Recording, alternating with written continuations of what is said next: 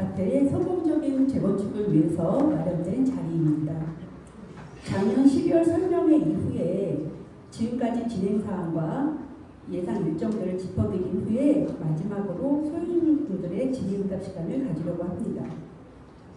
자, 진행하기 전에 지금 두 분을 소개하려고 해요. 자, 두 분 앞으로 나와주실까요?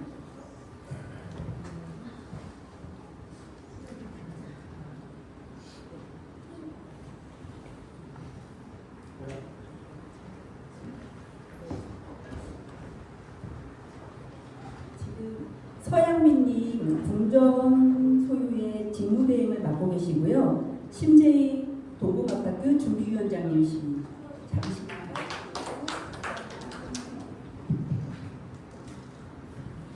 궁전아파트 직무대행을 맡고 있는 서양미입니다. 여러분들이 이렇게 많이 와주셔서 감사드립니다. 방금 소개받은 동봉아파트 준비위원장 신지입니다. 오늘 잘 오셨습니다. 내용을 잘 들으시고 우리 통합열차 같이 타는데 다 같이 함께 했으면 좋겠습니다. 감사합니다.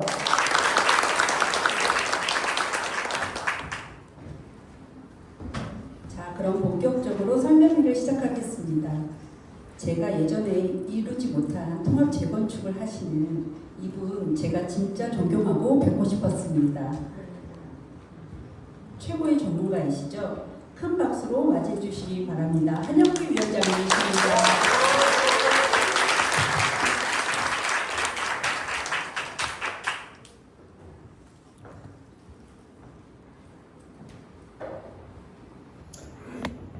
예, 여러분들 한 두 번, 세 번째 아마 뵙는 것 같습니다. 반갑습니다. 한영기입니다.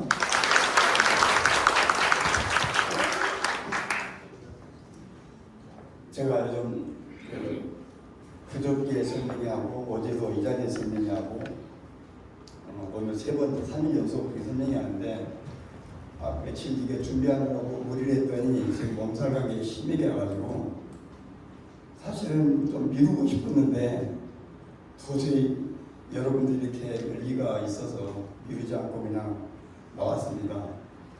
오늘 목소리는 좀 그냥 짧게 말씀할 테니까요. 일단 여기 이 동영상으로 아마 배부가 되는 모양입니다. 잘 이해 안 되신 분들은 이따가 끝나고 질의응답 시간에 질문하시고요.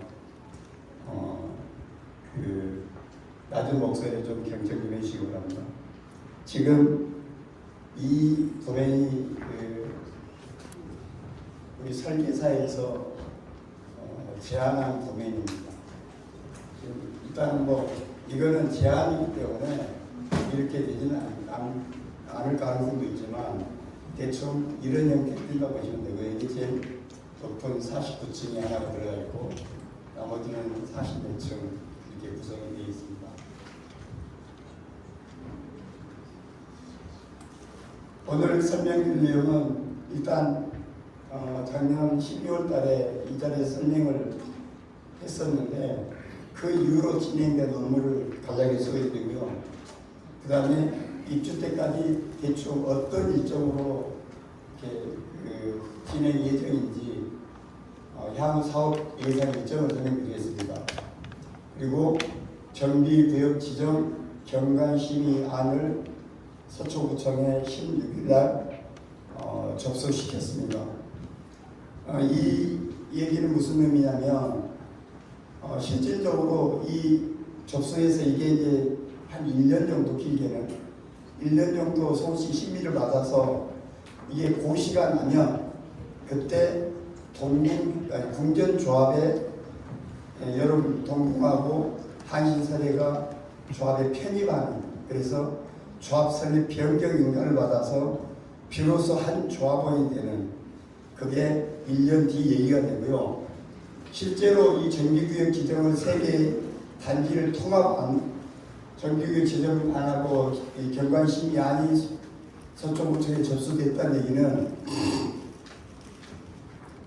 실질적으로 통합은 거의 뭐 95% 이상 확정됐다고 보시면 됩니다. 그러니까 이게 고시가 난 다음에 내년 이맘때쯤에 최종적으로 조합 설립 동의서를 동별 50%, 그다음에 전체 70% 이상 받아서 그 조합 설립 변경 총회를 하고 그리고 인가를 신청해서 인가를 받는데 그때 이 통합을 반대할 사람은 없을 거고요. 실질적으로 통합은 이미 95% 이상 확정됐고 이 통합 재건축의 모든 일정이 16일부로 스타트가 됐다 이렇게 보시면 됩니다. 이 박수 한번 치셔야 되는데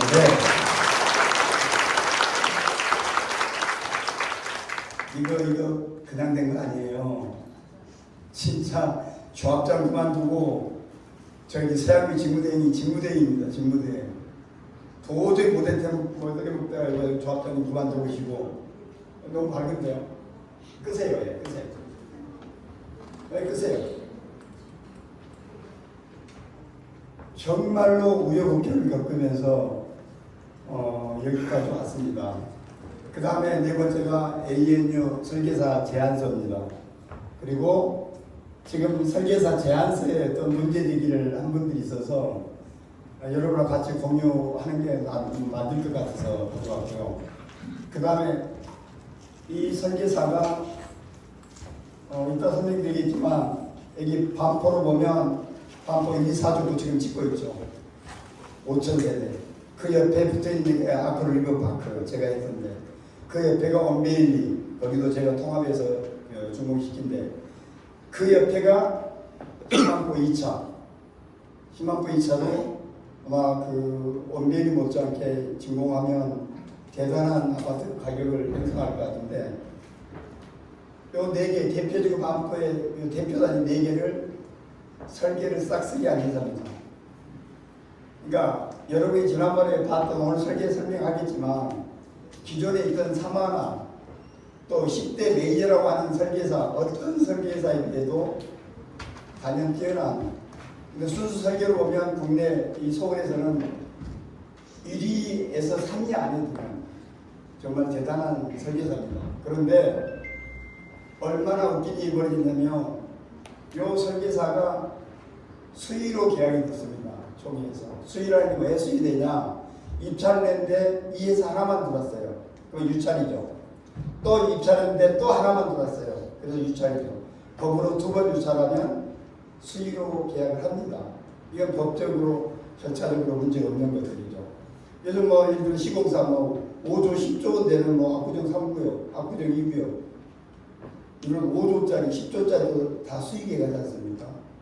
그런 겁니다. 수의하면 그냥 처음부터 얘 불러다가 너 계약하기 이런 게 아니라는 얘기예요. 그런데 어찌됐든 대한민국에 정말 내노란 회사가 들어오니까 다른 조그만 회사들이 현장 선행 때 여러 왔었죠. 못 들어온 거죠. 들을 수가 없죠. 개인이 안 되니까. 그런데 이런 대한민국 1등 설계사를 계약하지 말고 새로 입찰해라. 이해 안 가시죠? 이해 시장 난리가 났어요. 그 다음에 상가가 아주 선을 심하게 넘습니다. 여기 상가 오셨는지 모르겠는데 감히 제가 말씀드립니다. 지난 10년 동안 궁전의 재건축을 감목을 잡고 자주우지 했는지 모르겠는데 절대로 앞으로 그렇게 안 됩니다.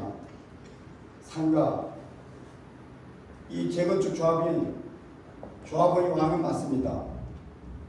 그런데 조합원이 해야 될 의무가 있고요. 조합원이 주장해야 할 권리가 있습니다. 이 상가는 자기가 해야 될 최소한의 의무는 단 1도 안 하고 너 내가 틀면 니네 재건축 안 돼. 그러니까 이거 하지 마. 저거 하지 마. 진짜 어이가 없는 어떤 형태인지 내가 잠깐 소개해드리겠습니다. 복음의 제가 이게 안에 내용은 뺐는데 목차에는 안 뺐네요. 이건 한신설의 복음의 길이기 때문에 이것을 생략하고요. 그 다음에 마지막으로 진행답 받고 끝내도록 하겠습니다. 자, 여기가 보면 2월 19일부터 6월 11일인데 이 뒤로 지금 이어지고 있죠. 이 적혀있는 이 모든 것들이 다 문서로 회의 준비하고 회의자료 만들고 회의하고 그 다음에 입찰서류 만들고 입찰하고 뭐 거의 이 모든 일들이 이루어지고 있는 날짜들입니다. 이 일들이고요. 이렇게 지난 그 6개월 사이에 이런 일들이 이렇게 벌어졌고요. 크게 보면 이 네 가지, 다섯 가지입니다. 그간에 6개월 동안 벌어진 일은 일단 5개 용역사 계약 해지를 시켰죠. 궁전 총회에서 3월 3일 날 94% 찬성으로 계약 해지했습니다. 6개 중에서 세무법인 3단만 좀 능력이 있는 회사 놔두고 5개는 이렇게 계약 해지했고요. 그 다음에 그러니까 이 5개 회사가 궁전조합을 상대로 총회 효력정지 가처분 소송을 했습니다. 나 억울해. 이대로 계약 해지되는 거는. 그래서 지금 그게 2월 24일부터인데 현재까지 진행되어 있고 아직 판결이 안 난 상태입니다. 이 판결이 조합이 진다면 제가 볼 때는 한 1년은 그냥 중단해야 되는 심각한 소송입니다. 그러니까 아직은 완전히 끝나지 않았는데 어떤 식으로든 이거는 저희가 이길 겁니다. 그 다음에 세 번째, 그 사이에 새 용역사 입찰하고 계약을 끝냈습니다. 그래서 6월 2일 정기총회에서 이 새 용역사 선정했고요. 계약 체결은 이사회 대의원에 거쳐서 6월 9일 날 계약 체결을 해서 지금은 업체들이 다 갖추어졌습니다. 그 다음에 여러분들 작년 연말부터 최근에 얻었던 2개의 동의서, 여러분들은 상당히 동동이 단합력이 좋은 것 같습니다. 제일 우수합니다. 정비계획 변경 동의서 82.2% 거의 다 내신 것 같고요. 그 다음에 이번에 신통계획 자문 동의서도 짧은 기간 동안에 72.32% 가장 많이 이렇게 내신 것 같습니다. 이렇게 단합이 되면 여러분이 원하는 그런 재건축이 분명히 될 겁니다. 그 다음에 아까 인사드린 이 서양의 조합장 직무대행님, 이게 지금 아까 엄청난 일들이 많이 있어서 이 장성우 조합장님이 도저히 못하겠다고 스스로 사퇴해버리고, 그리고 어쩔 수 없이 정관에 의해서 직무대행으로 선정이 돼서 지금 일을 하고 계십니다. 자, 용역사 입찰 결과입니다. 먼저 정비업체 신한PNC 정비업체에서 단연 1등입니다. 1등. 모든 실적이나 이런 거 봐서 대한민국 1등이고요. 1등인데 그 허접한 업체보다 더 싸게 돌았습니다. 6,200만 원. 설계사 당연 대한민국 1등이라고 보시면 돼. 이 설계사하고 도시계획이 원래는 따로 가 있었죠. 원래 설계사가 3하고 도시계획은 건영이었었는데, 이런 메이저 설계사들은 도시계획하고 설계를 같이 가지고 있습니다. 그래서 훨씬 효율적이고 빨리 이런가 진행이 되죠. 그래서 같이 이렇게 했는데 역시 ANU가 도시계획까지 계약을 했고요. 이 대한민국 1등이 한 32도 안 되는 이 사마나 건영에 비해서 공사비가 용역비가 거의 5억 한 2천만 원 싸게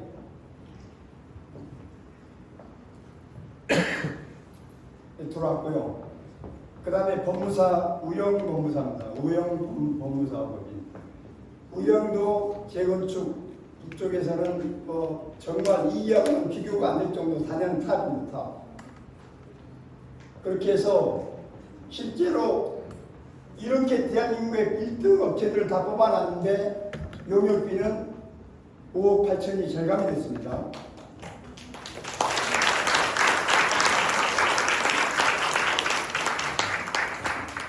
동궁이시죠? 이분 박수 한번 주세요. 맞아, 이거 엄청난 일 했거든요. 박수 줘야지. 제일 먼저 박수 쳤어요. 그 다음에 이거는 동궁 하나, 궁전 하나만 얘기지, 이게 제곱미터당 이렇게 계약이 되기 때문에 면적이 늘어나잖아요. 늘어나면 실제로 이 업체 4개를 바꾸는데 20억 원을 절감했습니다.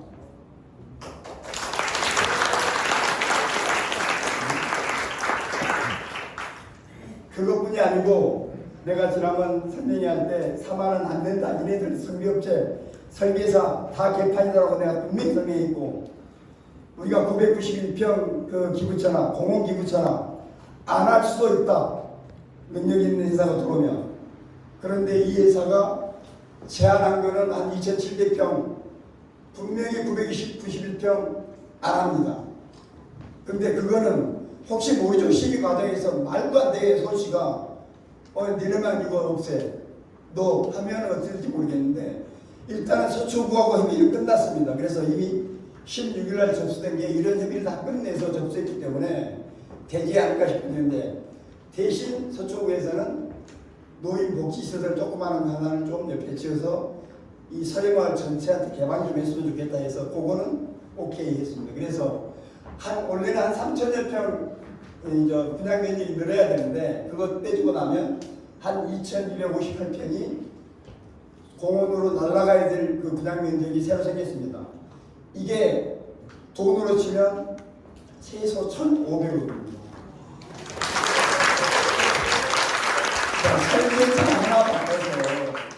설계사 하나 바꿔서 설계가 엄청나게 좋아지건 둘째치고요.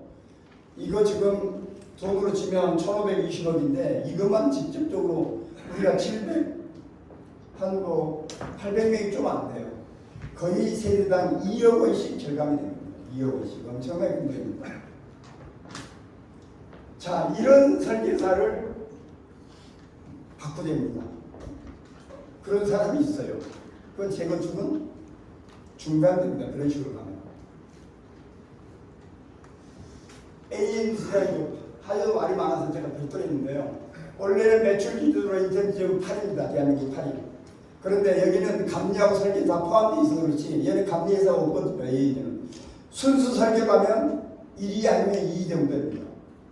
순수 설계로. 그 다음에 서울시의 모든 영역을 거의 최소한 80% 이상은 이 친구들이 합니다. 이 회사에서. 목동의 14개 단지 중에 5개를 이미 벌써 수주했습니다. 엄청난 그 회사고요. 서초구에서는 아까 제가 설명드렸지만 단연 1등이고요. 서초구 1등이라는 게 서초구 인허가 그렇게 강하다는 얘기입니다. 그 다음에 통합 재건축의 시점을 가지고 있고요. 2개, 3개씩. 그리고 유일하게 서울시의 특별건축구역을 제대로 할 수 있는 설계사입니다. 여러분 특별건축구역을 잘 모르실 겁니다. 근데 여기는 특별건축구역을 해야 됩니다. 왜 해야 되느냐? 지난번 사마가 최고 높이 39층밖에 제시 못했죠. 일반 건축법을 적용하면 거의 한계가 그렇습니다. 근데 특별건축구역을 적용하게 되면 어떤 건축법의 완화를 받는 게 있습니다. 그래서 지금 49층이 가능하다는 거예요. 이거 엄청난 겁니다. 근데 이 특별건축구역은 이 ANU가 원래 근무했던 직원들이 이 만드는 법입니다. 그리고 이 특별건축구역을 우리 단지에 적용해야 되는 또 하나의 이유가 우리는 경사가 많이 되어 있습니다. 구릉지죠. 대한민국 아파트 중에서 구릉지는 1등이 될 수 없습니다. 이렇게 언덕으로 올라가는 그런 구릉지는 절대적으로 그 랜드마크가 될 수 없는데요. 그 구릉지를 최대한 완화시키는 데는 이따 보시면 알겠지만 여러분 놀라실 겁니다. 구릉지를 완화시키는 데는 이 특별건축계획이 절대적으로 필요합니다.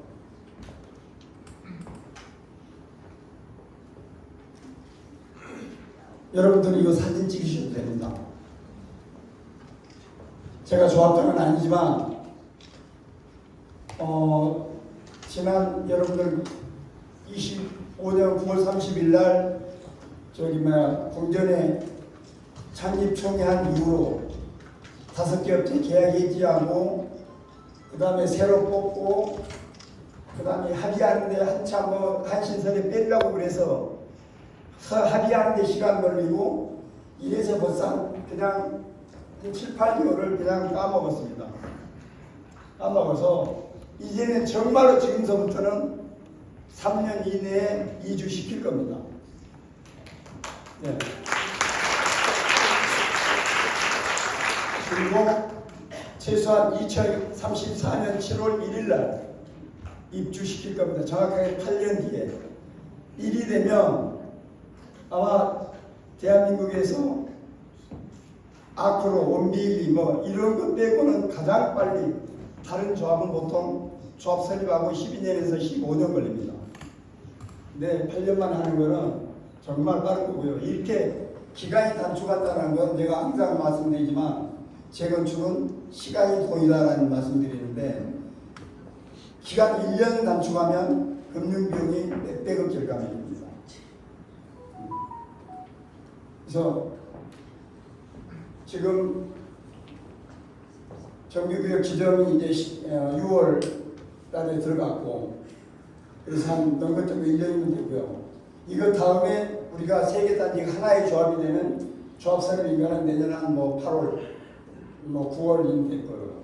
그리고 내년 연말까지는 시공사 선정하고 통합심의를 이렇게 받고 사업시행인가는 28년 12월 말까지 사업시행을 받아서 그 다음에 2월 달에 조합원 분양 신청하고 관리처분인가를 29년 6월까지 예정입니다.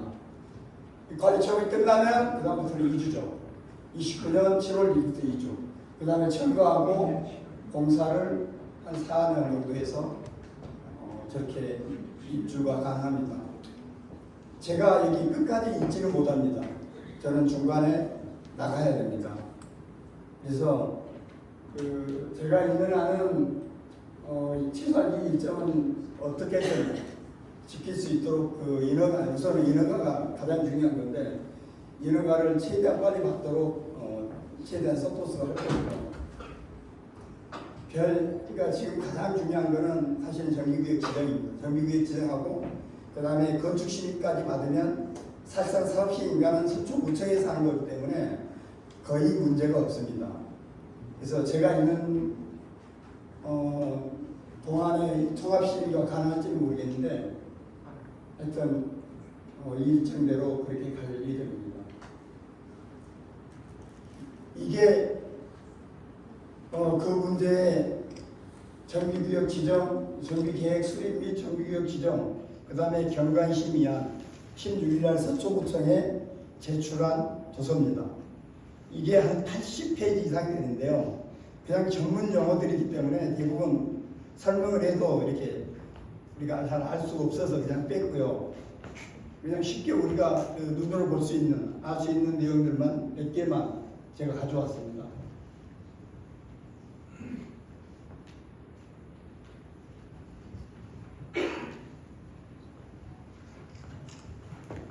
아까 얘기한 요 공원을 어떻게 991평을 내놓지 않았느냐. 요 소공원, 이 서울시 소유 요 소공원을 사업제한에 포함시켰습니다. 이거는 법에 있습니다. 노정법에 20% 범위 내에서 사업제한에 포함시켜서 이게 했던 방법이 이 ALU가 저하고 같이 원빌리에서 했던 방법입니다. 이거를 공원으로 조성해주고 이거를 그대로 기부천업하는 겁니다. 그러니까 우리 땅이 별도로 안 나가는 거죠. 원래는 이거 말고 여기다가 이렇게 기부천업을 하느니 지난번에, 아니면 동국리 쪽에 이렇게 기부천업 이렇게 해서 991명이 있었죠. 그게 절대로 필요 없는 겁니다. 그 다음에 또 좋은 거는 여기에 원래 궁전에 이 공원 부지가 하나 있었어요. 그리고 이게 지금 서울시 도로입니다. 이게 왜 이런 도로가 서울시 도로가 이게 있는지 모르겠는데 이거 전부 다 무상으로 다 편입됩니다.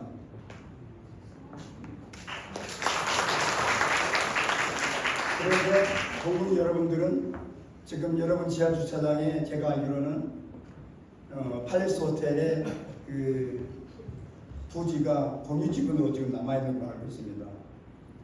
그 공유지분은 그게 남아있으면 재건축을 어떻게 되지? 그네들이 뭐 안 팔거나 우기면. 그런데요, 어찌됐든 그거는 이게 독립정산이기 때문에 여러분들이 동궁에서 그 땅을 사야 됩니다. 사야 되는데 팔레스 호텔은 내가 파는데 처음에는 뭐 협상을 하겠죠. 그런데 택없이 많이 부를 거예요. 알아받게 하려고. 그거는 용납이 안 됩니다. 그냥 원래 법에는 건물하고 땅이 같이 있어야 조합원이 되고요. 조합원이 돼야 아파트 분양이 됩니다. 그런데 건물만 가지고 있다는데 팔레스 호텔처럼 땅만 가지고 있으면 매도 청구 대상, 현금 청산 대상입니다. 그래서 법원에 매도 청구 소송을 하면 법원에서 감정평가사 이계산을 시켜서 감정에서 평균 가격으로 매매 강제로 사오는 겁니다. 근데 그 금액은 일반 매매하는 것보다 훨씬 낮은 금액에 여러분 살 수 있고요. 여러분이 그 땅을 예를 들어서 예를 들어서 100평인지 500평인지 모르겠는데 500평이다. 500평을 예를 들어서 한 1억 몇천씩에 사도요. 1억 몇천씩에 사면 1억에 사면 500억이죠. 1억 5천에 사면 750억이죠. 근데 500평은 곱하기 300% 하면 분양 면적이 1500평을 분양할 수 있죠. 이제 내 땅이 됐으니까 1500평이 분양 면적이 늘어난 거란 말이죠. 근데 1500평 곱하기 평당 한 6천만 원만 공사비 빼고 분양 수입해서 한 6천만 원만 남는다 치더라도 1500이면 5구 45 6일은 6 1050원이면 잠깐만 제가 몸이 안 좋아가지고 제가 맘상 되게 잘하는데 하여튼 1500만 원인데 평당 6천만 원만 그 이익이 생긴다 그래도 1500이면 와 5, 6, 30인데 5, 아니 나와 5, 30 900억이죠. 그러니까 900억이 이익이 생기는 겁니다. 거기서 땅값을 아까 1억 5천인데 750이니까 그래도 여러분한테는 150원 이익입니다. 그래서 어떤 동궁의 어떤 분들은 이거 왜 우리가 사야 돼? 뭐 하는 분도 계셨다고 그래요. 그건 말이 안 되죠. 그걸 어떻게 선의가 돈 냅니까? 아니면 선의가 돈 내고 그걸 딱 찾아가면 내가 선의가 다 낼게요. 그 1500평을 우리한테 주면 우리가 살게요. 그래서 손해 아니다. 그리고 그 땅 때문에 재건축이 늦어지는 것도 아니다.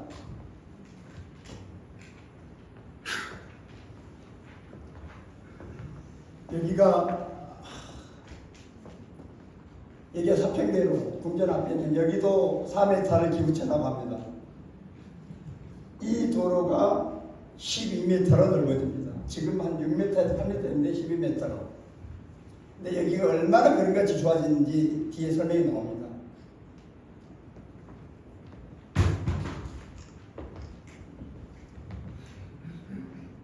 계략적으로는 임대가 131세대고 일단 잠정적으로는 이렇게 들어갔습니다. 이번 정비구역 지정이. 그런데요, 정비구역 지정에서 이런 아파트의 배치나 조감들은 크게 중요하지 않습니다. 여기서 결정하는 것은 용적률 몇 프로 할 건지, 기부천합 어떻게 할 건지, 건폐율을 어떻게 할 건지, 최고 층수를 어떻게 할 건지, 이런 것들이 원래는 정비구역 지정에서는 중요한 업무고요. 이런 것들은 설령 이렇게 했다 치더라도 나중에 건축 심의 때 마음대로 바꿀 수는 있습니다. 근데 어찌됐든 전에 그 하마에서 했던 거하고는 많이 차이가 있습니다.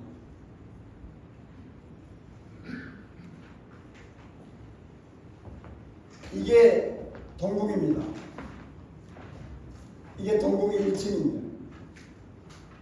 이게 궁전입니다. 29.4, 24, 레벨이 5.4m. 여기서는 단 차이가 집니다. 여러분이 지금 높아요, 많이. 여기서는 그러니까 예를 들어서 뭐 이삿짐 차나 소방차나 이런 것들은 단지를 다 다녀야 되기 때문에 그런 차로나 사람 다니는 통로는 이거 완만하게 경사를 주고요. 일부는 이렇게 수직으로 벽이 생기는데 이 벽도 그냥 콘크리트 벽이 아닌 어떤 저기에 커뮤니티나 이런 걸 넣어서 미관이 해치지 않게 이렇게 될 겁니다. 지금 이 단지에서 단차이는 현재 계획은 그렇습니다. 여기 하나 단차이 있고요. 여기가 그렇게 넓지가 않죠. 궁전하고 동궁이 다니는 길이. 거기만 단차이가 있고 나머지 전체는 이 설해에서부터 궁전까지는 보시면 단차이가 없습니다. 평지입니다. 이게 핵심입니다. 지금 서해만 해도 엄청난 경사인데 이게 어떻게 가능한 거냐? 아까 그 특별건축구역이라는 그 마법으로 이렇게 한다는 겁니다. 여기서 이렇게 보면 사평대로에서 16인데 23은 8m 이상을 들어 올려요. 이렇게. 지하 주차장이 실제로 지상에 있다시피 이렇게 들어 올리고, 그러면 야 사람이 올라가는데 힘들지 않냐? 그러면 거기에는 곳곳에 엘리베이터도 놓습니다.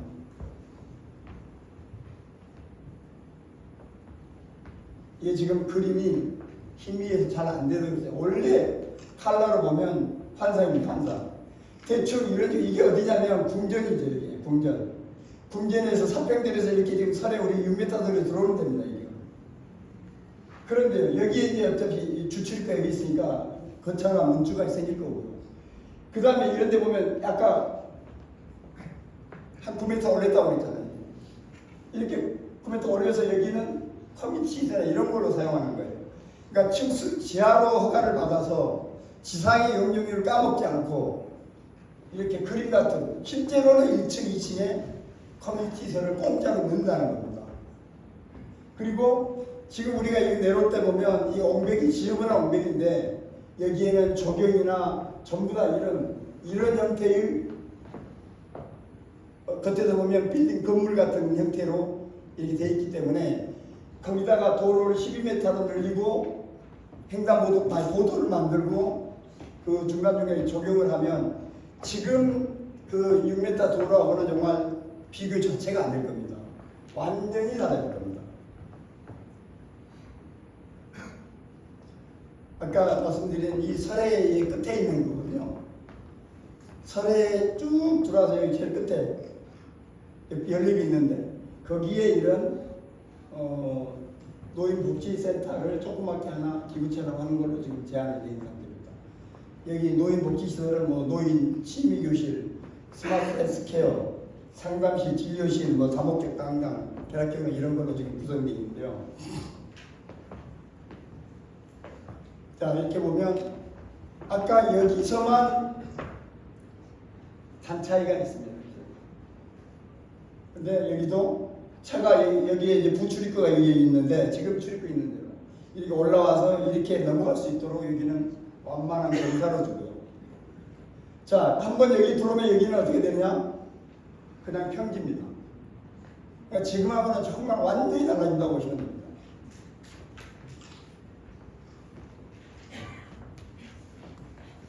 자, 그런데 저것도 특별건축구역이 되고 또 특별건축구역의 장점이 뭐냐? 특별건축구역에 가면 우수 디자인이 자동으로 따라갑니다.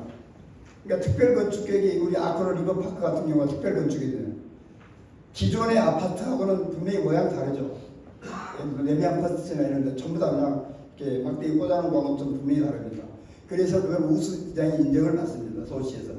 우수 디자인 인정을 받으면 우리가 발코니를 요즘은 다 확장해서 공사를 하는데 발코니가 30%를 발코니 정상 법적인 발코니에서 30%를 감해야 되는 그게 건축 설계의 기준이 있는데 이 특별 건축구역을 지정받으면 우수 디자인 인정을 받으면 그 발코니의 30%를 삭감을 하지 않아도 된다.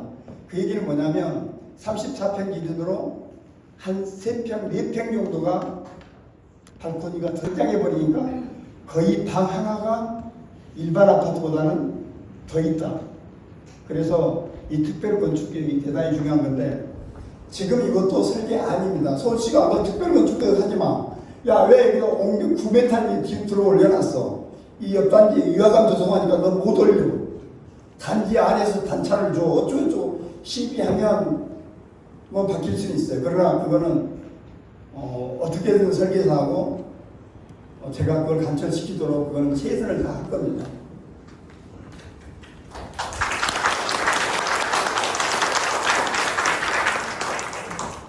그 다음에 그 설계사에서 입찰할 때 제안했던 제안서입니다. 이게 아주 좀 뒤에 나오지만 진짜 이럴 일인지 모를 정도로 이상한 예상이 생겼는데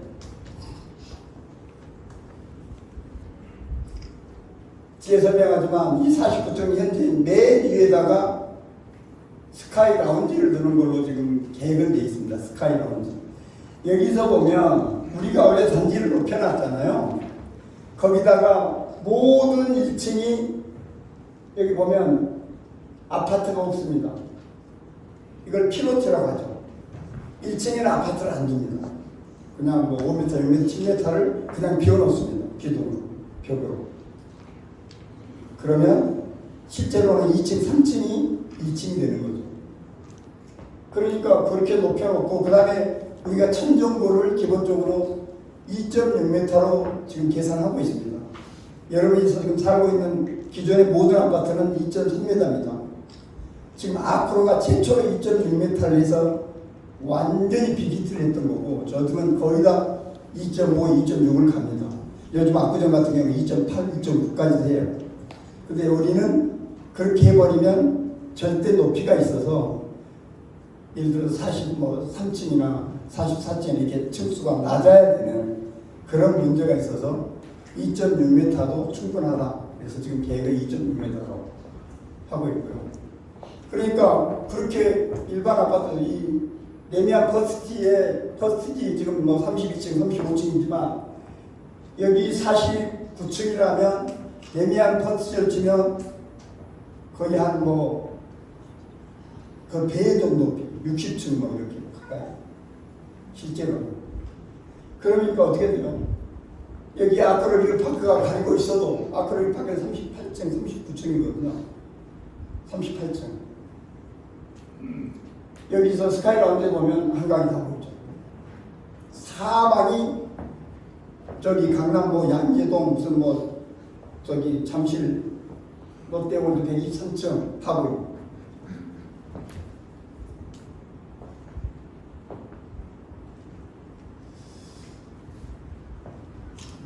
이거는 상당 부분은 자기 회사 아마 소개하는 영역이고 아까 제가 설명했죠. DH 크레스트 주공 1, 2, 4주고 아크로닉 파크, 레미안, 우베이 여기는 DH 르블랑이네요. 여기 10만포 2차 다 얘네들이 설계한 거고요. 뭐 한국 건축문화 대상 이런 것들 뭐 엄청 많이 수상한 그런 회사입니다. 얘네들이 설계했던 그런 설계고.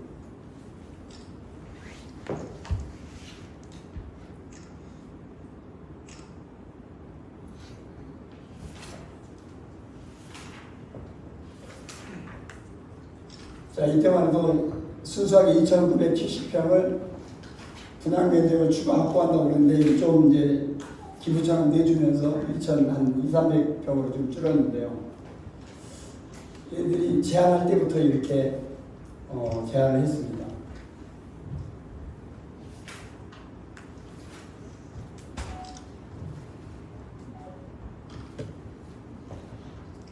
이게 자꾸 깨졌는데 예를 들어 지금 이거 같은 경우는 85초가 비율이라는 게 34평 이상이 지금 31.89%라는 거고요.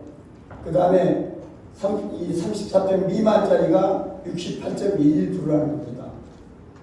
옛날에 3만원 어떻게 됐죠? 34평 미만이 81.6%. 거의 뭐 완전히 소형 20평, 24평, 27평 이거 완전히 다 깔아놔요. 만에 하나 이게 잘 안 된다고 그런다면 지금 얘네들이 제시한 거는 아니 소공원 이거 못 줘. 끝까지 손실 올린다면 아예 997세대로 가서 990평을 안 내는 방법까지 일단 제안을 한 상태입니다. 전에 사마가 제안한 거. 이번에 우리가 가려고 하고 있는 거.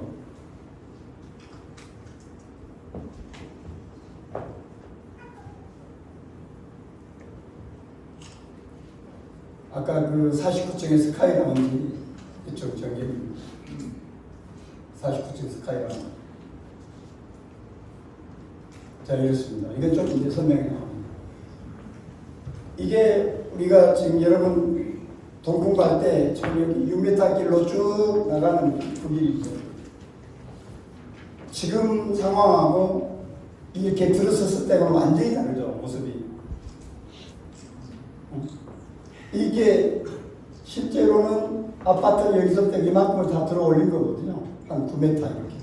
그래서 여기다가 2계층으로 저기 뭐야 커뮤니티 시설을 집어넣은 거죠. 문줄이 이렇게 돼 있고.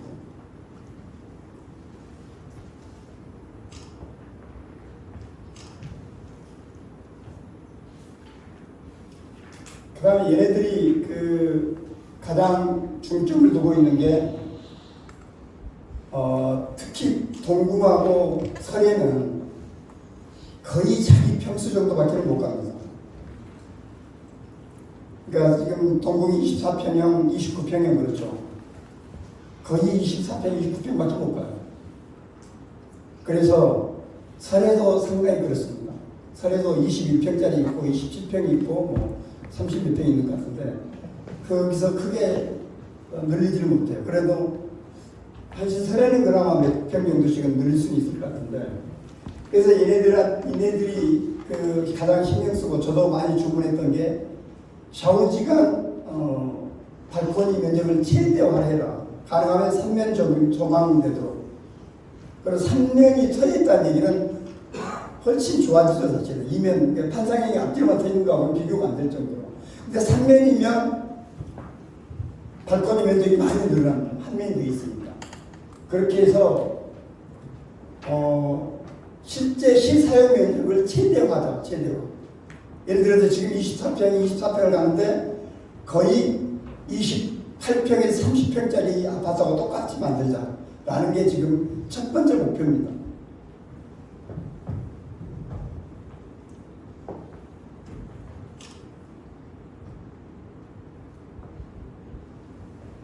전세대 포기, 실사용 면적 극대화, 오픈 발코니 테라스, 파노라마 조경, 예를 들어서 이렇게 3면에 이런 것들이 다 서비스 면적이거든요.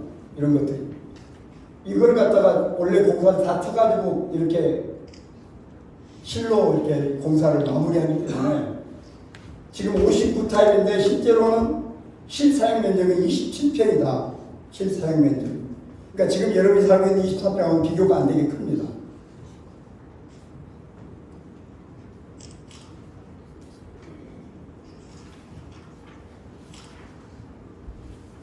여기 조망 길이는 36평 8. 이거는 엄청나게 긴 겁니다. 보통 20 몇 메타 이런 3면이라서 이런 거고. 다른 브랜드 보면 21m, 21m, 20m 이렇습니다. 테라스는 좀 대형 평형들한테 주로 적용합니다. 이런 서비스로.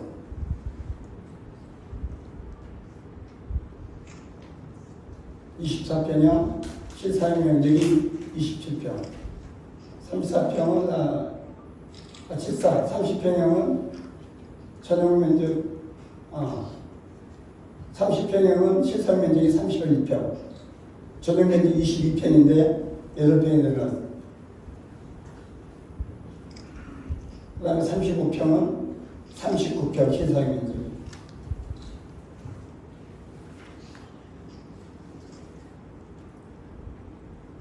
지금 50몇 평은 63평, 71평은 88평.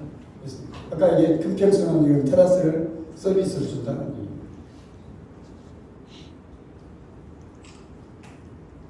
기존의 20평이 거의 24평 내지는 30평 중간까지도 넓어질 거다 이런 표시입니다.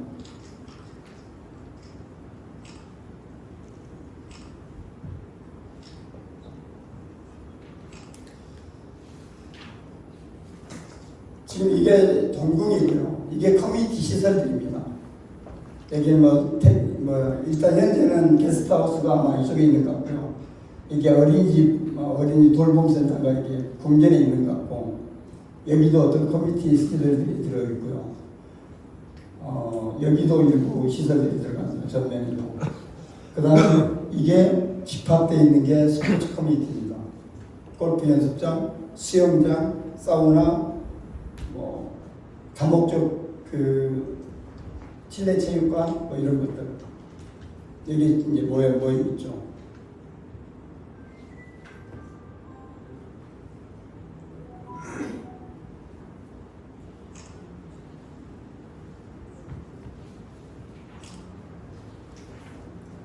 여기다가 이걸 배치한 이유는 지금 이게 어디로 이게 더더욱이 동궁 같은 경우는 배치할 수가 없고요.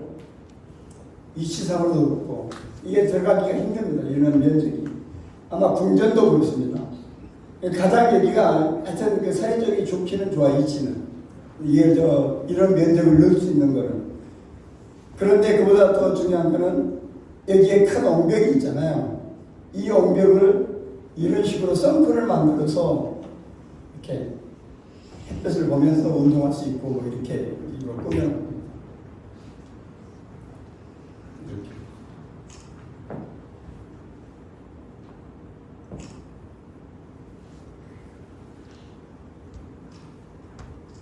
아까 이 접근이 용이한 가로 연기한 커뮤니티라고 했던 게 우리 여기 6m 도로 쭉 나가면서 이렇게 여기를 한 9m 도로 올리고 2층으로 해서 이게 다 지하로 허가를 받아서 커뮤니티를 이렇게 만든다는 얘기예요. 이렇게 만들면 원래는 그냥 지하 옹벽으로 치는 모양도 안 좋고 그다음에 그거야말로 이제 유화감 조성한다 해서 허가가 안 나는데 이렇게 처리하면 미관은 완전히 달라질 거고요. 그다음에 우리가 다른 실로 쓸 수 있는 그런 장점이 있습니다. 지금 현재 이렇게 돼 있잖아요. 이렇게 이것들이 아까 이런 식으로 다 바뀐다는 거예요. 이런 형태로 좋아지겠죠.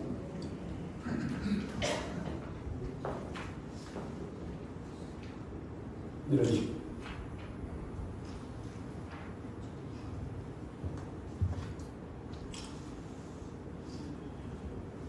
주차 대수는 세대당 2.18대입니다. 2.18대. 그리고 주차폭은 최소 2.6m 광폭입니다. 그래서 주차는 전혀 문제 없을 것 같고요. 그 다음에 지하 1층에 드롭오프 존을 해서 세대에 출입하는 데는 호텔 뭐 로비처럼 이렇게 지하 주차장이 구성이 될 겁니다.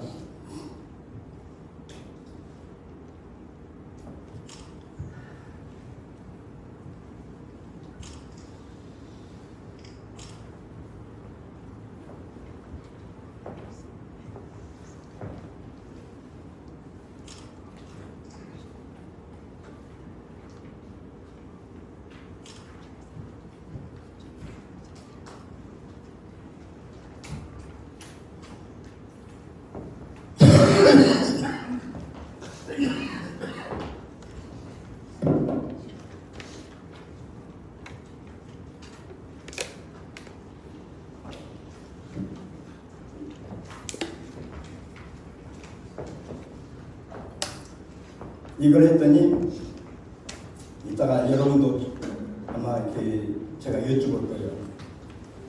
한신 궁전에서 난리가 났습니다. 그래놓고 궁전이 어떤 사람은 어떻게 하냐면요. 옛날에 그 사마대로라고 합니다. 이 설계를 편집치고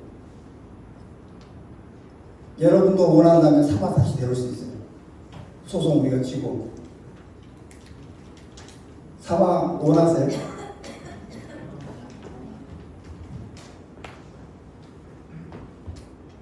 이게 한신 세대한테 한영기가 일방적으로 유리한 설계를 지금 시켜놨다.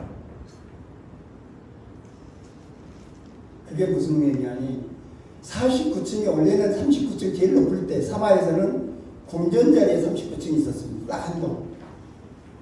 그런데 야 여기 49층은 지금 아예 한신 성에다가 49층을 넣어놨어. 왜 궁전도 안 하고? 그러니까 하나님 네가 지금 그건 설계사 시켜서 그렇게 했지. 그 다음에 아까 설명한 스포츠 커뮤니티 그거 왜 설에다가 넣었어? 왜 궁전에도 안 넣고? 그게 아파트 가격이 설에하고 궁전하고 10억 차이 납니다. 그 커뮤니티 시설이 지하에 있는 거하고 멀리 떨어져 있는 거하고.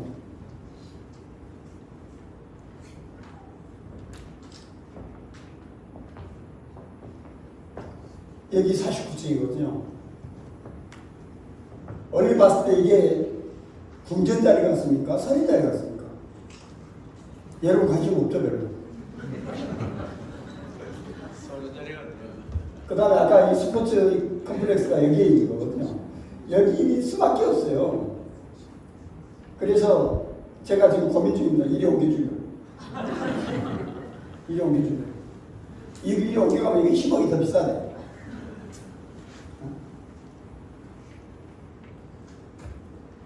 이게 단지 경계선이에요. 어때요? 이 49층이 우리 건 사례 겁니까? 아니면 공적 겁니까? 공적이죠. 알지도 못하면서 난리가 났어요. 난리가. 한여기 그 못된 XX가 와가지고 이제 우리 망했어. 설령 49층이 설해에 있으면 설해는 엄청 좋아지고 궁전은 망한 겁니까? 그렇지 않아요. 49층을 궁전이 분양받는다. 49, 48, 47, 46, 45 이 정도는 워낙 조망이 사방이 다 트여 있으니까 분명 가격 차이는 그 밑에 10층, 15층, 20층보다 비싼 건 사실일 거예요. 왜? 워낙 위에는 뭐 한강도 보이니까.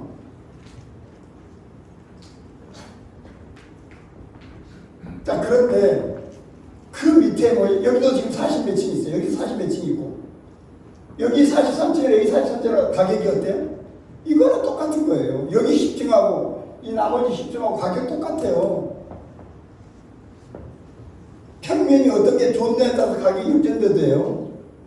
단순히 여기가 주동, 제일 높은 동에 있으니까 무조건 가격이 비싸다 웃기는 얘기죠. 근데 실제로 이게 설해도 아니고 궁전이에요, 궁전. 근데 여기서 하나 보시면요. 여러분들은 전에 이 사마가 잘못한 거예요. 여러분들은 아무리 해도 250% 이상 영주민을 차지할 수가 없답니다. 그럼 50%는 짓지 말아야 돼. 그러면 여러분들 24평은 20평 받든지 21평 받든지 하고 29평은 26평, 25평 줄여가야 되는 문제가 생겨요. 왜 그러느냐? 이게 호텔 부지가 보통 상업지인데 이게 상업지가 아니됩니다. 주거 3종이래요. 그러면 완전히 이게 동강거리나 이런 것들이 완전히 달라집니다. 상업지는 거의 붙다시피 돼요. 상업지는 다닥다닥 설계하니까. 그래서 이 사람들이 정말 최선을 다한 게 이거를 지금 권하고 있는 거를. 여기 이렇게 되면 여러분들이 270개 정도 된다 그러면 한 70 내지 한 100세대는 진짜로 그 굳이 다 넣는다면 300% 다 차지하려면 여기에 넣었어야 될 한 100세대가 못 들어가니까 이리 와야 돼요. 궁전이나 설해로 와야 됩니다. 궁전이나 설해로. 이리 되니까 이리 보면 여기 설해를 침범한 건 궁전이에요, 궁전. 그죠? 근데 왜 침범하느냐? 여러분이 오니까 이거 너는 침범할 수밖에 없어. 여러분 끝까지 수용하려니까. 궁전 동궁에서 밀려온 걸 여기도 침범하고 있잖아요. 이리 되니까 이제 무슨 얘기 한 줄 아세요? 궁전은 니네 아파트가 여기 100세대가 이리 와. 그러면 우리는 거의 한 동이 새로 생겼네. 너 때문에. 그럼 우리가 열악해졌잖아. 너 돈 얼마 줄 건데? 바로 나옵니다.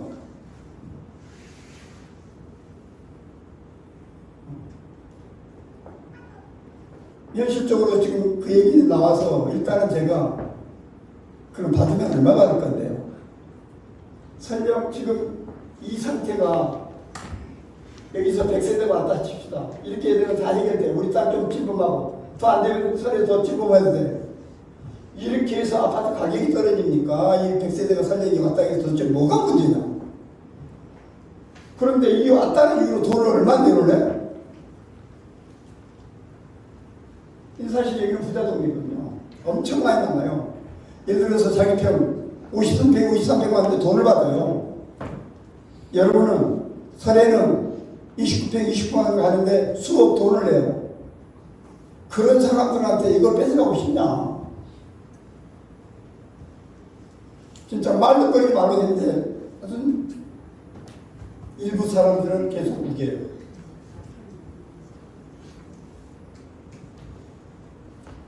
근데 제 설계라는 게 무작듯이 딱 하는 게 제작이 아니에요.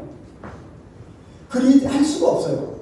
설계하다 보면 이렇게 질문을 할 수밖에 없다고. 예를 들어 원베이 5개 있지만 내 땅이 아니 공원이나 주민센터 이런 걸로 내 땅이 아예 없어져 버렸어. 이거 어디로 가야 되잖아. 야, 제자인데 왜 내 땅에 안 짓고 얘 나 저리 가라. 일이 되면 통합이 안 되는 거죠. 그렇지 않아요?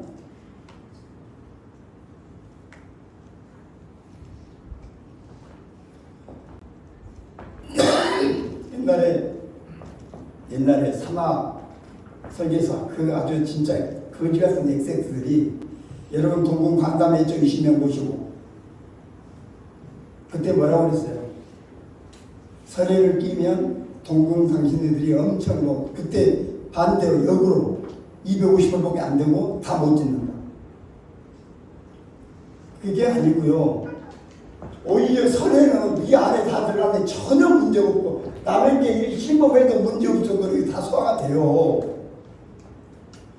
그 거지 엑스 같은 애가 순전히 사기쳐가지고 설해를 통합 못하게 막았던 거예요. 여러분들이 한번 볼까요? 이렇게 통합 한번 해보세요. 이게 아파트니까.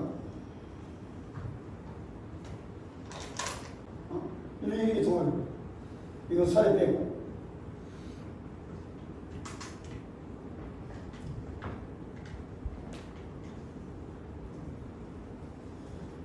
이게 사마입니다.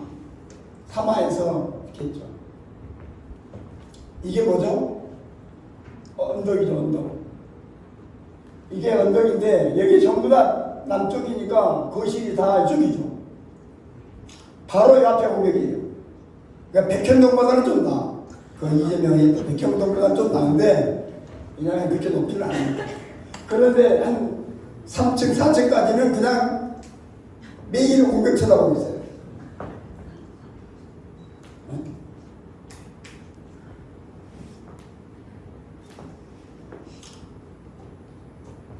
이 사람들이 왜 이걸 이렇게 설계했을까요?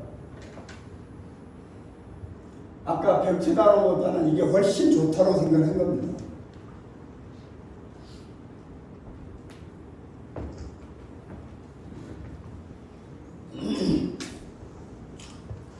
이게 사마하고 얘들이 비교한 건데요.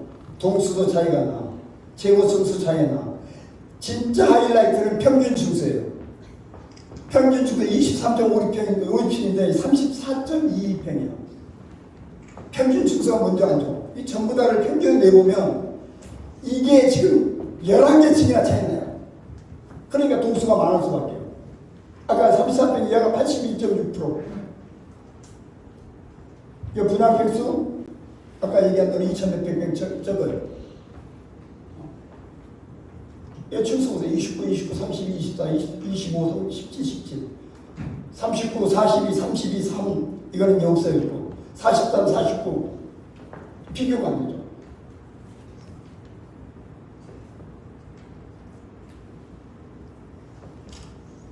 자, 여기 유심해 보세요. 아까 이게 최선이라고 한 게 ANU에서 제안한 건데요. 그래서 여기서 70세는 100세는 이미 넘어가요. 넘어가는데 이 공간 한번 보세요. 이게 전부 다 적용으로 채워지고 빈 공간이거든요. 운동장이죠, 운동장. 어때요? 이게 제자리 기준을 굳이 지키라고 그러면 이렇게 나옵니다. 사마처럼. 여기 대가리 뭐 엉덩이다 코 박고, 엉덩이다 코 박고 이거 억지로 누면 이래도 다 못 찾아요. 최대한 높였어요 이거. 그리고 세대에서 최대한 많이 넣었어. 근데 여기서 34평 한 40세대 이런 정도는 또 이리도 와야 돼요 어차피. 완전히 궁전의 일부 사람들이 얘기하듯이 제자리 재건축 다 짓게 여러분들은 다만 50% 아파트를 못 주고 이게 지금 언제잖아요. 이게 24평인가 그렇고요. 이게 여기에 24평이에요.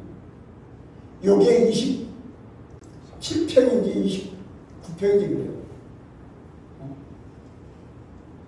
여기는 임대하고 일부 여러 24평이 들어가면 되는데 여기 29평은 여러분 다 못 들어가요. 이렇게 해도. 일부 이렇게 가야 돼요. 자, 이렇게 완전히 선을 딱 걸어가 넘지 마 해버리면 어떤 현상이 생기냐면 이렇게 층수도 44층으로 층수도 낮아져요. 그러니까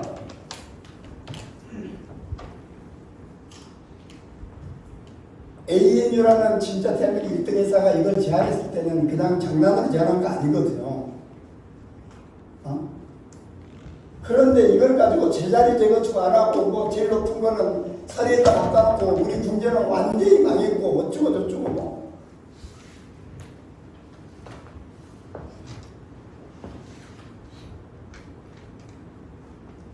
자, 이 비교해서 볼게요. 운동량이죠. 똑같은 ANU가 최대한 제자리 재건축을 호수에서 만든 게 이거예요. 어때요? 여기다 토박고 이렇게 몇 세대를 더 넣다 쳐요. 이게 좋을 것 같아요. 여러분, 이게 좋을 것 같아요. 먼저 위에가 좋다는 분들은 내리세요. 여 밑에가 이렇게 좀 옛날에 사마가 했던 대로 여 밑에가 좋다는 거예요.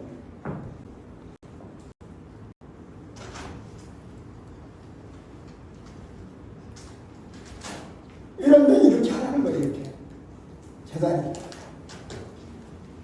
사람 기가 나온 거 아닙니다. 기가 나온 거.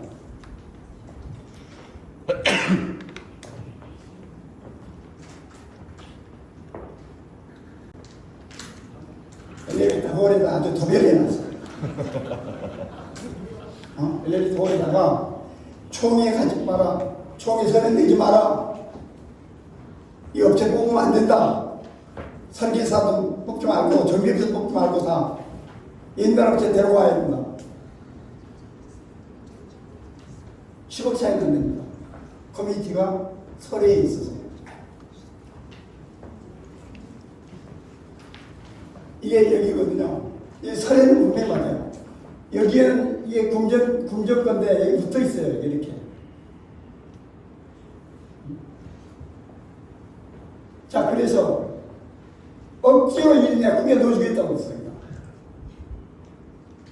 어떤 문제가 생기냐면요.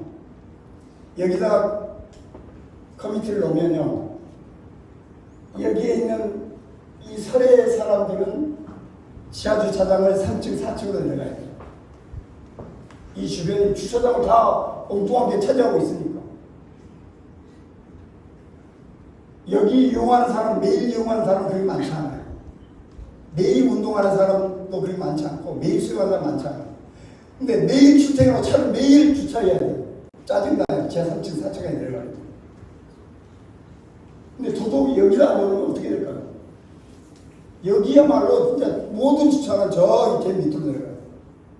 두 번째, 이런 커뮤니티를 오면 주변이 시끄럽습니다. 그리고 어찌됐든 사람들 왕래가 잦아요. 이게 좋습니까? 내 동 밑에 있는 게?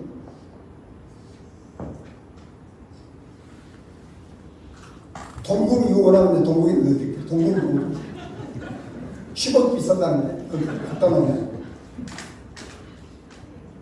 이런 진짜 난 그래도 여기 반포동이잖아. 서대마을이잖아. 난 진짜 이 사람들 진짜 이 수준을 내고 있습니다. 말이 안 되고 말이. 이거 서대가 신기하다고요. 왜 이거 넣었어? 응? 야, 궁정을 버렸는데 동굴을 버려.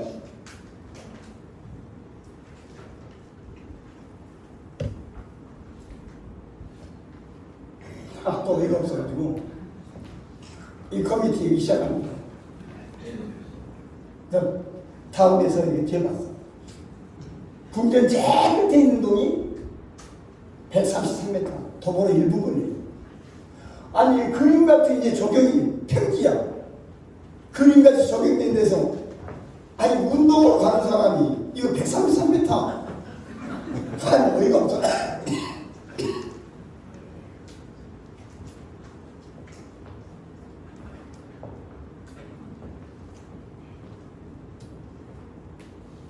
대표적으로 공전 비대위라고 저는 생각하는데 세 번째 방해 행위가 이렇습니다. 지금 내가 대충 설명했지만 이건 진짜 세발 피하다. 무슨 폐악질을 한 줄 아세요? 전 이사 2명. 전 이사는 1월 달에 우리 통합 합의하니까 왜 서리하고 통합이하고 스스로 사표 써버렸대요, 두 사람.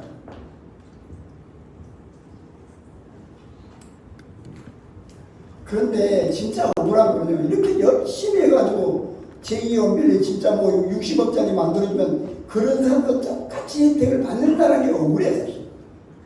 그런 비대위들한테. 그래서 저는 그걸 내가 떠나기 전에 강구할 거예요. 재건축에 맨날 방해하는 사람, 적극적으로 참석하고 협조하는 사람은 분명히 차별을 줘야 되는 게 맞아요. 그건 가능해요. 정관으로 빌려서. 그렇게 할 겁니다. 그런 틀은 다 만들어 내가 가서 떠날 거예요.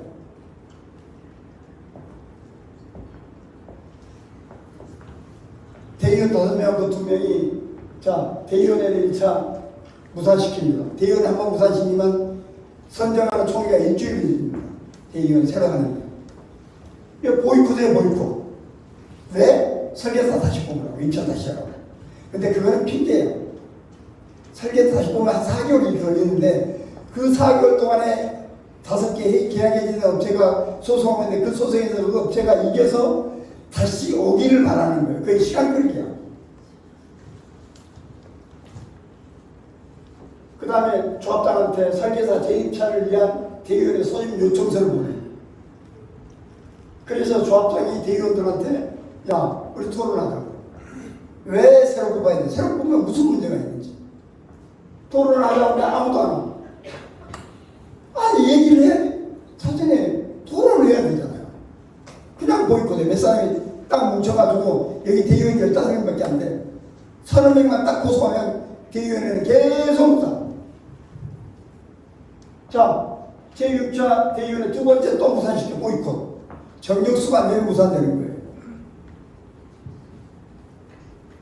그러면 대의원과 계속 무산하면 이 총회 못하죠. 근데 얘네들은 아마추어들이잖아요. 대의원에서 반드시 총회에 올라가기 전 대의원의 심의를 받아야 되는 건 그건 정관에다 있고 법에도 나와 있어요. 그러니까 이제 뭐 완전히 이제는 자기네 대의원 몇 명이 이제 이거를 지고 옮들었으니까 안 된다고 생각했겠죠. 이러니까 도저히 조합장은 견디다 못해서 스스로 그만둬버리고 장성우 조합장. 그리고 그 새로 그 아까 인사했던 서양미 이사님이 지금 정관위에서 그 직무대행을 하고 있다. 그래서 서양미 직무대행 얘기해서 자 대의원에 안 해도 되니까 직권으로 그냥 총회에 공고하세요. 그래서 공고했어요. 그러니까 얘네들이 또 가만히 있을 것 같아요. 돌대가리들이. 이게 법에도 나와 있고 이게 정관에도 대의원에 안 하면 무효인데 또 법원에다가 갇혀버립니다. 법원에다가. 이 총회 중에서 정비업체하고 설계사를 이 선정한 2개의 안건은 결의를 하지 말라. 의결금지 가처. 아니 설계사만 새로 뽑으라는 애들이 왜 정비업체 못 뽑게 하는 거야? 그러니까 얘네들은 처음부터 다 뽑지 말라는 거야. 가처분 재판부에 또 하나 아까 5개 업체가 우리한테 재판을 걸어왔잖아요. 가처분을 하고 있어. 그 재판부에다가 얘네들이 타하는 소리를 내줘. 조합지게 해주세요. 그러면 우리가 상식적으로 생각하는 게 뭐예요? 얘네들은 계약 해지는 업자들한테 뭘 먹었든지 그렇게밖에 생각 못 들겠어요. 얼마나 처먹었으면 뒤집까지 하냐고요. 이게 3월 3일 총회에서 93%가 찬성해서 계약 해지됐어요. 업체들이. 근데 대의원 측에 몇 명이 지가 뭔데? 총회에서 나왔던 거를. 그런데 어디나 이런 인간들이 있다니까요. 동궁은 한 분도 안 계시죠? 우리 사례도 없어요.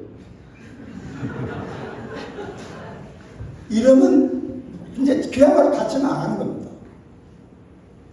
근데 절대로 자시하지 않아요. 그 합당한 대가를 반드시 치르게 할 거예요.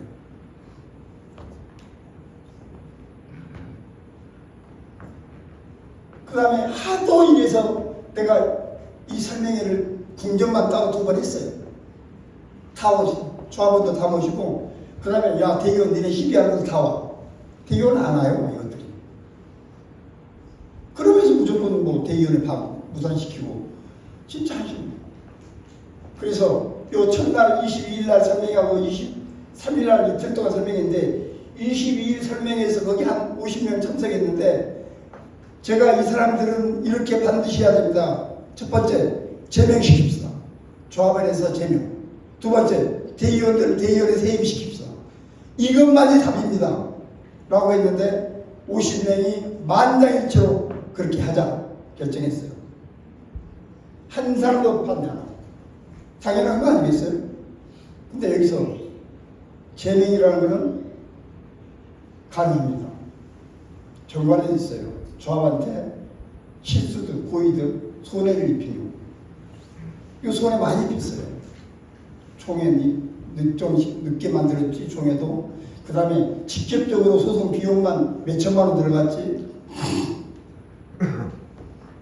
그래서 이거 제명을 조합원 발의를 하자. 그래서 조합원의 20%를 총회 소집 발의서를 내가 써가지고 이걸 자 내일부터는 이거 돌릴 테니까 내주세요. 이틀 만에 20%를 훌쩍 넘었어. 이틀 만에. 제명을 하면 어떻게 되는 줄 아세요?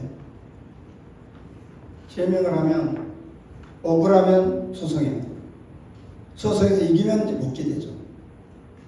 근데 제명이 확정되면 사례도 있어요. 제명시킨 사례도 주범 일사도 있어요. 제명이 확정이 되면 어떤 현상이 생기냐면 현금 청산입니다. 아까 얘기했죠. 현금 청산은 법원에서 2개의 감정평가사인데 요즘 우리가 뭐 27평이 33억의 거래가 됐어. 재고가죠. 실제로 33억 감정 안 해줘요. 20몇 억, 30억 이렇게 감정한다. 그걸로 돈 주고 끝. 근데 이 사람은 실제로 입주하면 최소한 60억 이상 갈 수 있는 아파트가 얘는 20몇 억 받고 현금 청받고 그냥 떠나야 되는 거예요. 현금 청산은 무섭습니다.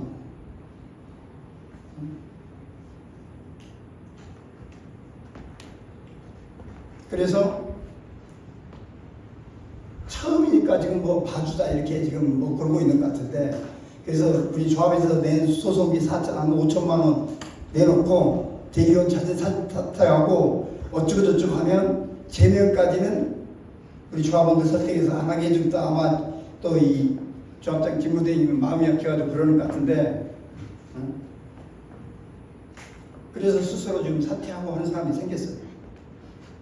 아무것도 모르면서 진짜 까불어요.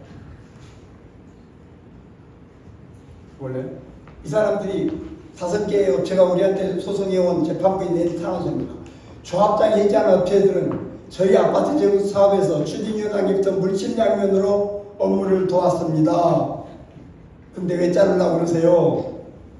해지한 업체들은 통합전주대로 그대로 업무를 하는 것이 전제였습니다. 전제였었지. 근데 통합하면서 뺐잖아요. 저런 업체를 어떻게 두고 가냐고. 해지한 협력업체들을 선정할 때 저희는 수차례 심의를 통해서 정비사업의 전문성을 인정했었습니다. 아니야 이거 지가 뭔데 지가 전문성을 인정해. 걔 거지같이 해놓는다. 해지나 협력업체들은 저희 조합의 이익을 최우선에 두고 일을 하였습니다. 그래서 서래를 쫓아내라고 그랬어. 그게 최우선이다. 이렇게 조합한테 지라고 탄원서를 내준 거예요.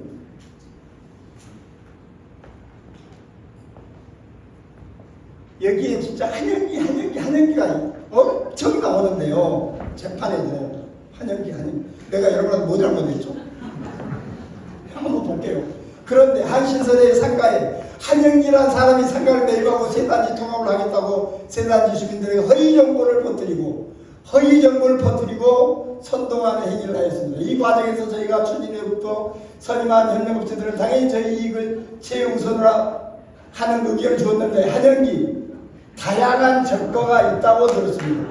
얘는 죽여버릴 거예요. 정말로 그냥 안 넘어가요. 어디 버버리려고. 더 이게 필요하냐고. 내가 적거가 있더만 집어. 나는 사람은 사업성이 낮은 한선설의 아파트의 사업성을 높이기 위해 저희 단지에게 이로운 의견을 주는 업체들에 대한 근거 없는 비난을 하였습니다. 내가 비난했나요? 근거 없는 우리 설혜를 위해서. 내가 설을 위해서 지금 업체 계약했지하고 저는 허점한 국내 1위나 되는 애들 내가 뽑아놨을까요? 나 혼자 잘 먹고 잘 살겠다고?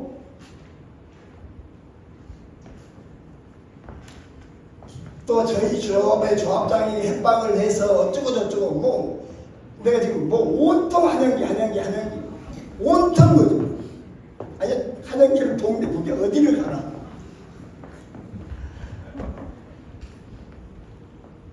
사임한 조합장이 해지한 기존 협력업체들에게 저희는 지금도 미안합니다. 미안한데요. 계약 해지해서 나 미치겠다. 저희는 만약 꼭 해지를 해야 한다니까 먼저 가서 사과를 하고 그동안 수행하는 용역에 대한 대가를 지불하는 아름다운 헤어짐을 수차례 제안했습니다. 소설 써야죠. 그런데 한영기 또 나오네. 한영기를 따르는 이사는 조합장 역설과 어쩌고저쩌고 요요 이름 기억하세요. 그 유명한 사람들. 세상에 이런 사람들이 있습니다. 그런데 이런 사람들하고 우리의 진짜 열심히 협조해주고 열심히 노력해서 이렇게 얻은 재건축에서 얻은 성과를 똑같이 나누면 억울하잖아요.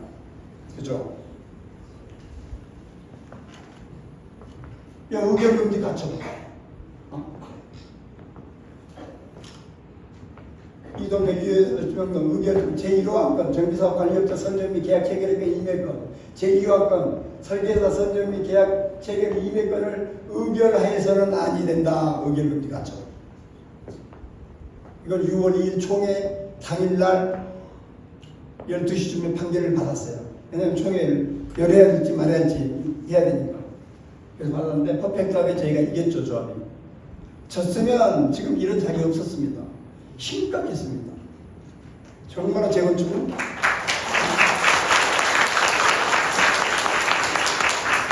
그래서 이런 조그마한 다툼이지만 진짜 범고입니다. 두 군데를 제가 넣었어요. 하나는 대한민국에 여러분이 가장 잘하는 데가 재건축은 광장입니다. 범고를 광장하고 그 다음에 저하고 10몇 년 동안 자문 변호사 소송을 같이 했던 개인 변호사, 최필호 변호사 두 사람을 했어요. 최필호 변호사는 200만 원 받았고 그나마 광장은 나를 봐서 뭐 1,500인가 그래서 완벽하게 퍼펙트하게 이겼어요. 그래서 지금 오늘 이러자 그 유명한 사람이 그런데 더 웃기는 건 뭔지 아세요? 이 법무부의 동아가 이 소장을 이쪽 사람들의 변호사입니다. 이 동아가 누구냐? 이 5개 업체 중에 한 업체입니다. 그러니까 그러면 이 업체들은 뻔한 거 아니에요? 계약 해지된 5개 업체가 뭔가 연관이 있죠, 그죠? 그러니까 타서 내주고 이런 말도 안 되는 소송을.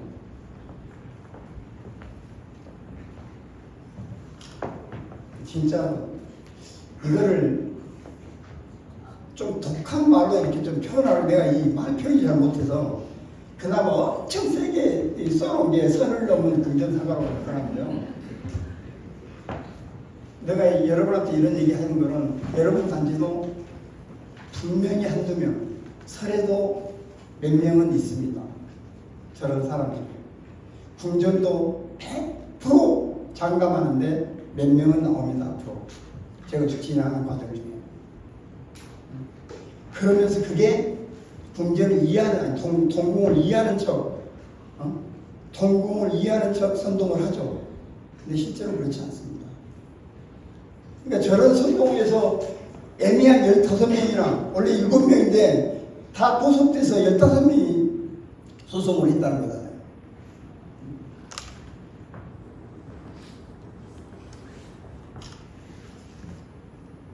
의문은 팽개치고 권리만 주장하는 사람. 대표적으로 이 상가. 자, 이 상가한테 아파트를 주기로 분양 특혜를 줬어요. 상가 요즘 전혀 분양 안 돼서 상가 안 짓는 추세입니다, 사실은. 근데 아파트를 위해서는 꼭 필요한 상가는 있어요. 약국, 편의점, 뭐 부동산 이런 진짜 필수적으로 필요한 상가는 있어요. 근데 옛날처럼 크게 안 해요. 근데 여러분 아시죠? 공제상가 지금 영업도 안 한 지 오래됐죠.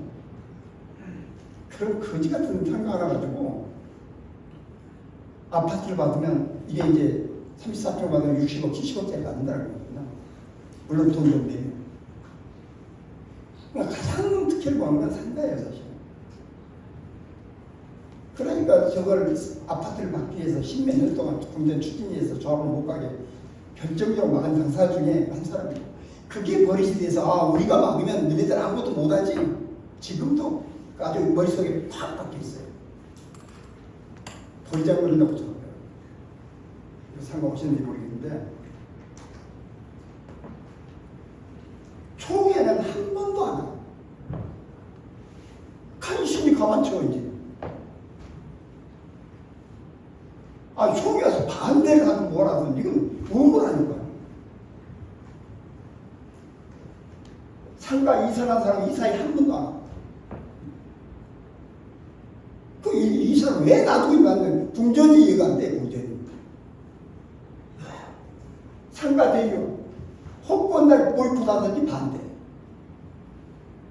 이런 대교도 왜 놨냐고 그랬더니 상가는 무조건 2명을 할애가 돼 있으니까 할애가 돼 있으면 어차피 싸가지 없는 것들은 자르고 새로운 사람 상가로 채우면 되는 거 아니냐. 결정적으로 상가를 건설하지 말라. 쥐가 뭔데 상가를 건설하지 말라. 근데 원래는 궁전 조합 설립할 때 합의가 그렇게 돼 있어요. 상가를 건립하지 않고 상가한테는 아파트를 준다. 그러니까 상가를 건립하면 아파트를 못 주는 걸로 알고 그렇게 합의를 했어요. 근데 그거는 지가 몰라서 그랬고 난 전문가니까 상가를 지어도 이렇게 아파트를 줄 수가 있다. 그런데 왜 못 짓게 하냐? 최소한 필요한 상가는 있어야 될 거 아니야. 그것도 아까 봤잖아요. 허가는 지하철로 받아요. 그러니까 지상의 용적 이런 걸 하나도 안 까먹고 공짜로 덤으로 상가를 받아. 그런데 이건 실제로 1층이니까 1층 평당 거의 1억의 분양이에요. 100평만 조그만 거 100평만 해도 100억이 수입이 들어와. 200평에 200억. 그런데 이유가 없어. 무조건 하지 마. 근데 궁전조합은 질색선배. 쟤네들 또 건들면 또 중간에 잘못될까 봐.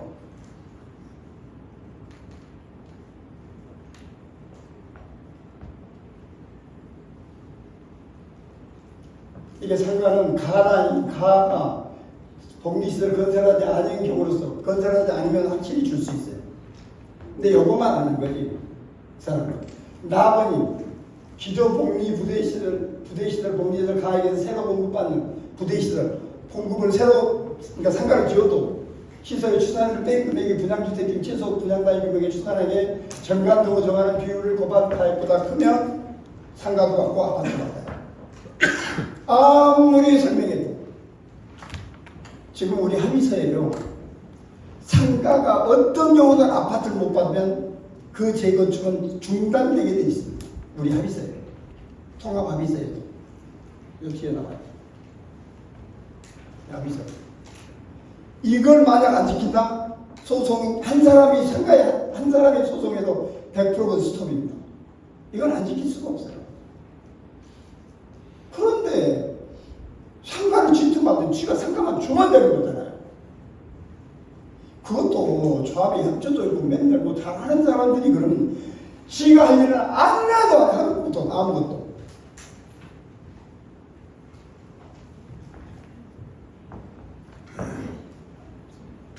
자,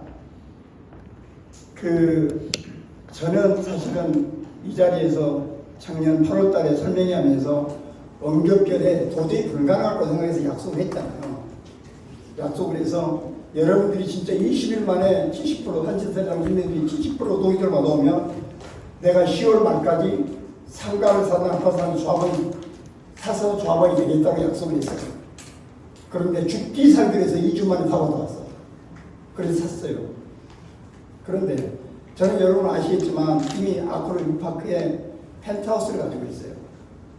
그러니까 펜트하우스를 내가 쉽게 팔고 갈 사람도 아니고 이거 하나 여기는 받아봐야 24평밖에 못 받아요. 상가는 한인사례 24평 아파트를 하나 받아서 1가구 2주택으로 만들고 또 하나 내가 정말로 이제는 사실은 저게 너무 커요.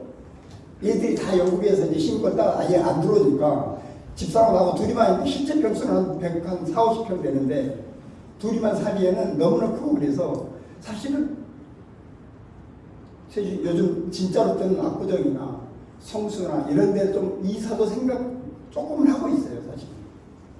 그런데 여기서 분양을 받아버리잖아요. 그러면 5년 동안 재당첨 금지 기간에 걸려서 다른 데 분양을 못 받습니다.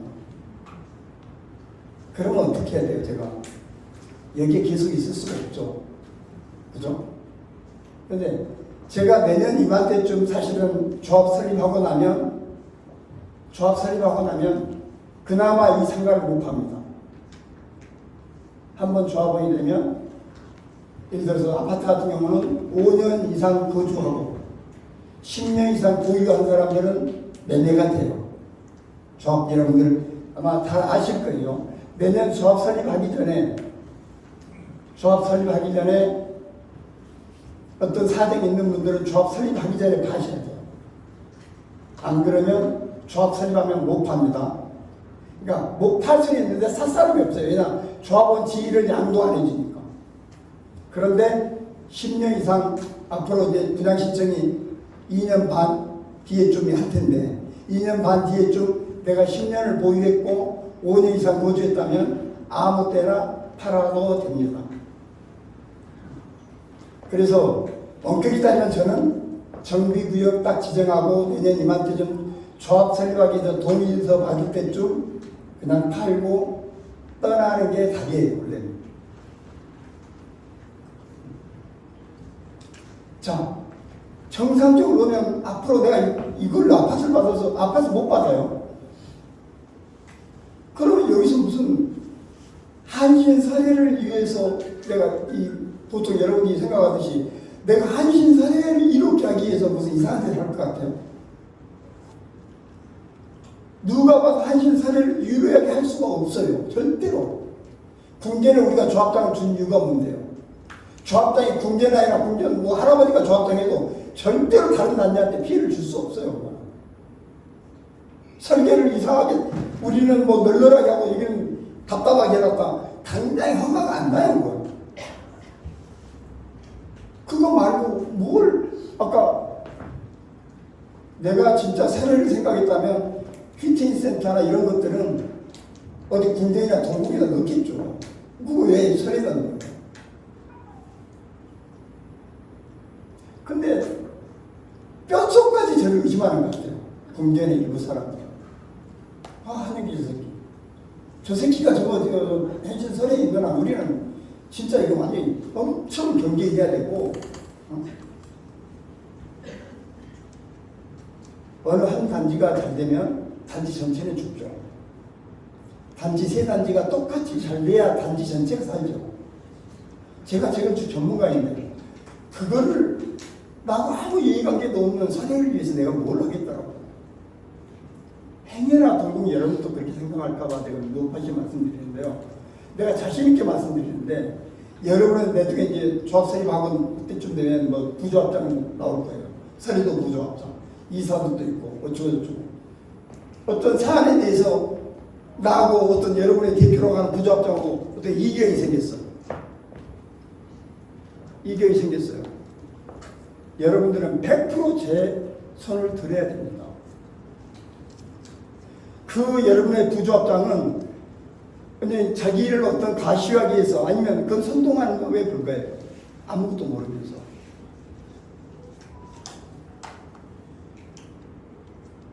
이건 정말 사실입니다.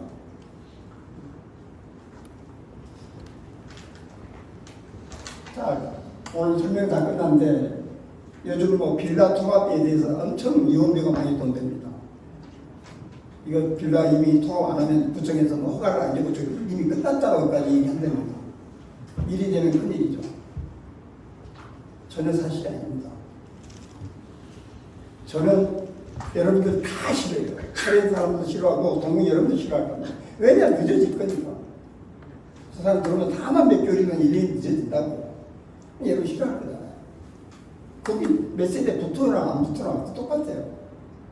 물론 군대의 조합장이면 다 싫어했어요. 그러나 언제 4월 말에 내님이 왔길래 무조건 안 된다 하면 안 된다. 정말로 기회를 한번 줘보자. 우리가 피해가 안 가는 범위 내에서.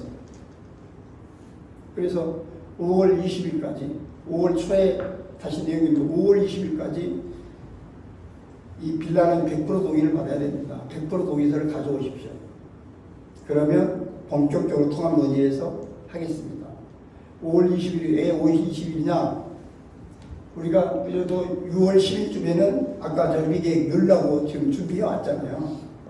근데 5월 20일까지 가져오면 우리 세 단지는 또 정비계획 변경을 이제 변경이 생겼으니까 전혀 엉뚱한 놈이 하나 들어왔으니까 그 문구를 넣어서 새로 받아야 됩니다. 그거는 어떻게 내가 우리 세 단지 주민들을 설득하겠다. 그리고 지가 내용이 왔을 때 내용에 이미 93% 동의서를 받았대요. 그러면 22주간 시간 주면 7%는 충분히 받겠구나 해서 20일날 줬고 20일날 오면 전체 우리가 동의서 새로 받는데 한 보름이면 충분히 받겠다. 그럼 한 6월 5일까지 받으면 충분히 6월 10일날은 정비계획을 넣지 못하지만 정말로 서두르면 6월 말 정도에는 넣을 수 있겠다. 한 달 정도 늦으면 해결될 수 있겠다고 생각했어요. 그래서 보냈어.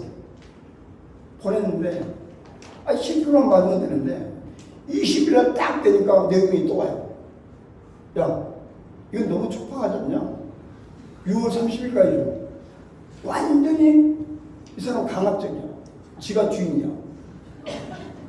그것도 20일날 아니고 처음에 받았을 때 5월 초에 야, 이거 물리적으로 힘드니까 좀 늦추라고 이렇게 하든지 아니면 5월 20일날 하면 93% 플러스 한 1, 2% 더해서 95% 갖다 놓고 야 이제 5% 남았니 이건 좀 시간 20분만 주라고 하든지 그게 도리 아니겠어요?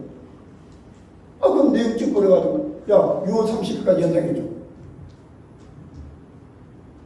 이제는 나도 더 이상 나도 이제 원치 않는다 해서 다시 군전조합장이 공문을 보냈죠. 이제 너희들은 끝났다. 더 이상 우리하고 대기하라고 뭐 구청을 가든 시청을 가든 당신들 마음대로 하시라고 공식적으로 끝난 걸 통보했어요. 끝났어요 이제. 그러니까 뭐 구청이든 뭐든 뭐 허가가 나니 안 나니 이거 개 같은 소리고 상관없어요. 그 다음에 우리가 아직 조합원이 안 돼서 그런데 여러분 우리가 내년에 조합원이 됐다 칩시다. 제가 정관에 넣으려고 하는 게 있습니다. 궁전 정관에다가. 궁전 조합원들은 대부분 돈이 있어요. 자, 총회는 한 번도 안 오는 사람. 똑같은 대우하면 안 되나? 안 되죠. 그래서 일단은 총회에 서명결의서를 내고 또 총회에 참석하는 사람이 있습니다. 서명결의서 내고 총회에 참석 안 하는 사람도 있고 처음에 서명결의서 내면 10만원 지급하죠. 그리고 또 총회에 참석하면 또 10만원 지급하죠. 보통은 5만원 많은 데는 10만원 5만원 지급합니다. 다. 근데 기회하면 좀 나는 20만원 줬으면 좋겠는데 어차피 우리 돈 우리가 나눠가는 거고요. 그 다음에 안 오는 사람 돈 우리가 나눠가는 거예요. 이거 싫어하시는 분. 이거 싫어하시는 분은 앞으로 속이 안 나오겠다고 그러니까 한 분도 안 계세요. 지지할 겁니다. 그 다음에 총회나 이런 데 허구한 날 아예 안 나오고 방해하고 진짜로 맨날 소송하고 이러는 것들은 총회 참석률인 걸 점수로 매겼어요. 점수를 매겨서 결정적으로 동호수 배정할 때 차등적 배정 그렇게 합니다. 자, 총회 반대도 상관없어요. 총회에 참석을 하는 거예요. 아니면 참석 못하면 서명만 내면 돼요. 참석한 거야. 종이로 내주면. 근데 이것도 내가 전자투표를 할 거예요. 전자 핸드폰으로 그냥 찍 하면 참석에 맞는 서명 내는 거야. 이건 내주면 되잖아요. 이거를 안 내고 아까 같이 대의원이 보이콧하고 총회에 보이콧하고 그러면 그거 하나 때문에 OS 요원을 수십 명 끌어가지고 총회 한 번 하는데 여기 방배 15구에 어제 그저께 내가 설명했는데 800 몇십 명 우리가 똑같아요. 800 몇십 명 조합원인데 총회 한 번 하는데 3억 7천 들어가. 나한테 하라고 그러면 1,000만 원 걸려요. 1,000만 원. 이거 말이 안 되잖아. 총회 1년에 2번, 3번, 4번도 하는데. 자, 그러면 혹은나 그렇게 방해하는 이런 사람들한테는 결정적으로 어떤 차별을 줄 수 있는 게 뭔가. 내가 볼 때는 도구수청은 이건 커요. 2층, 3층 받는 거하고 노예층 받는 거하고 분을 딱 정해서 여러분 반대 안 하시죠? 박수.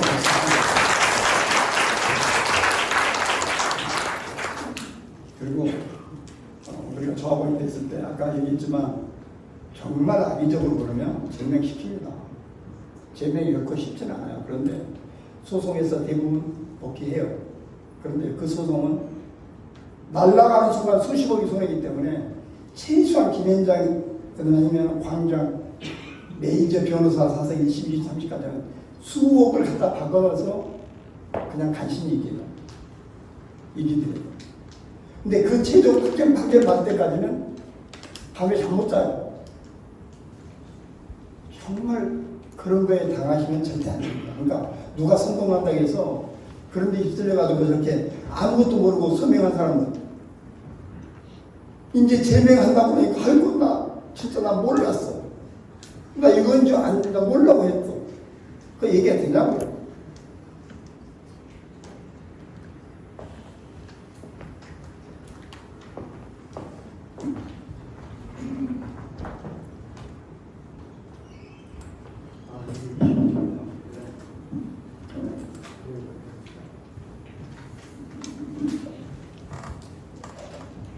여기가 아무리 8시 반까지는 끝내야 됩니다.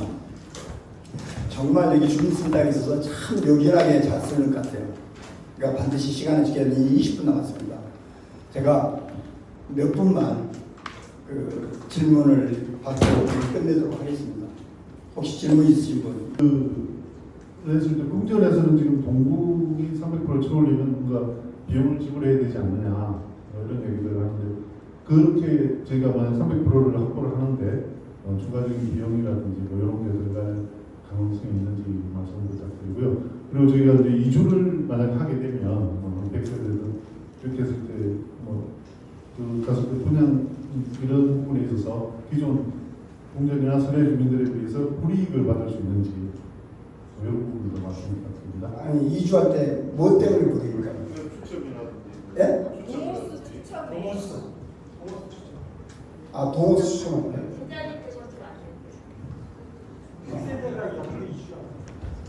자, 그 두 가지예요.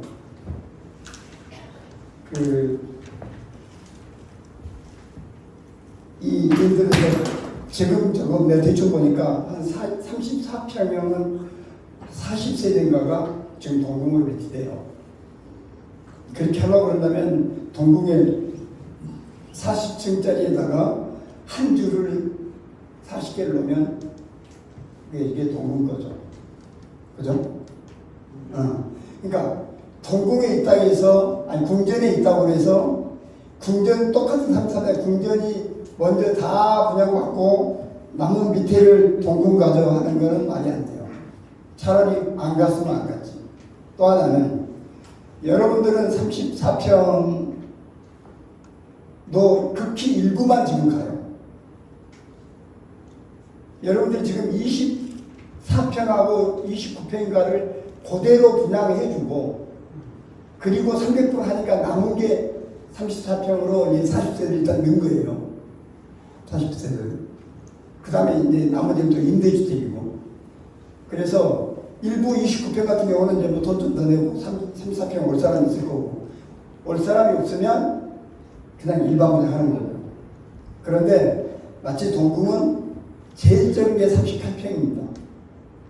38, 48, 뭐 50몇 궁전이 그 다음에 70 뭐 이렇게 돼서 여러분 34는 크게 겹치지가 않아요. 그러니까 겹친다 치더라도 궁전하고 같이 놓고 뺑뺑이 돌려서 놀랬지 제가 볼 때 상식적으로는 그건 정답은 없어요. 내가 내 생각이에요.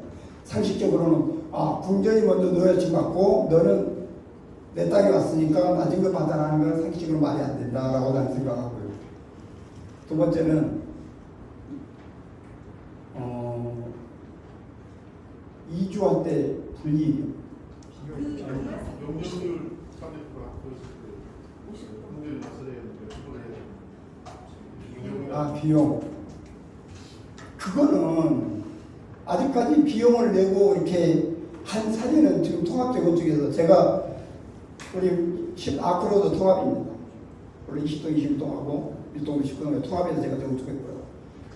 대표적으로 지금 매일이 그거 말고도 내가 통합을 성공시킨 게 한 5-6개. 그래서 지금 잘 진행되고 있는 거예요. 어느 한 군데도 조금 침범했다 해서 돈 내는 데는 없어요. 그 돈을 낸다면 어떤 법이나 기준이 있어야 되는 거잖아요. 법이나 기준이 없는데 어떻게 부과할 거냐고. 그래서 그 부과하는 방법도 마땅치가 않고 그러니까 서로 이제 멈춘 거죠. 그래서 내가 볼 때는 이거는 정말 궁전을 대부분 나는 대다수 궁전의 합리적인 분들은 이해할 거라고 봅니다. 그거는 그래도 제3자인 제가 어떻게든지 설득을 시켜서 그거 일이 온 거에 대해서 좀 돈을 받는 거는 저는 안 받게 하려고 하여튼 저는 최선을 다할 겁니다. 또 다른 거.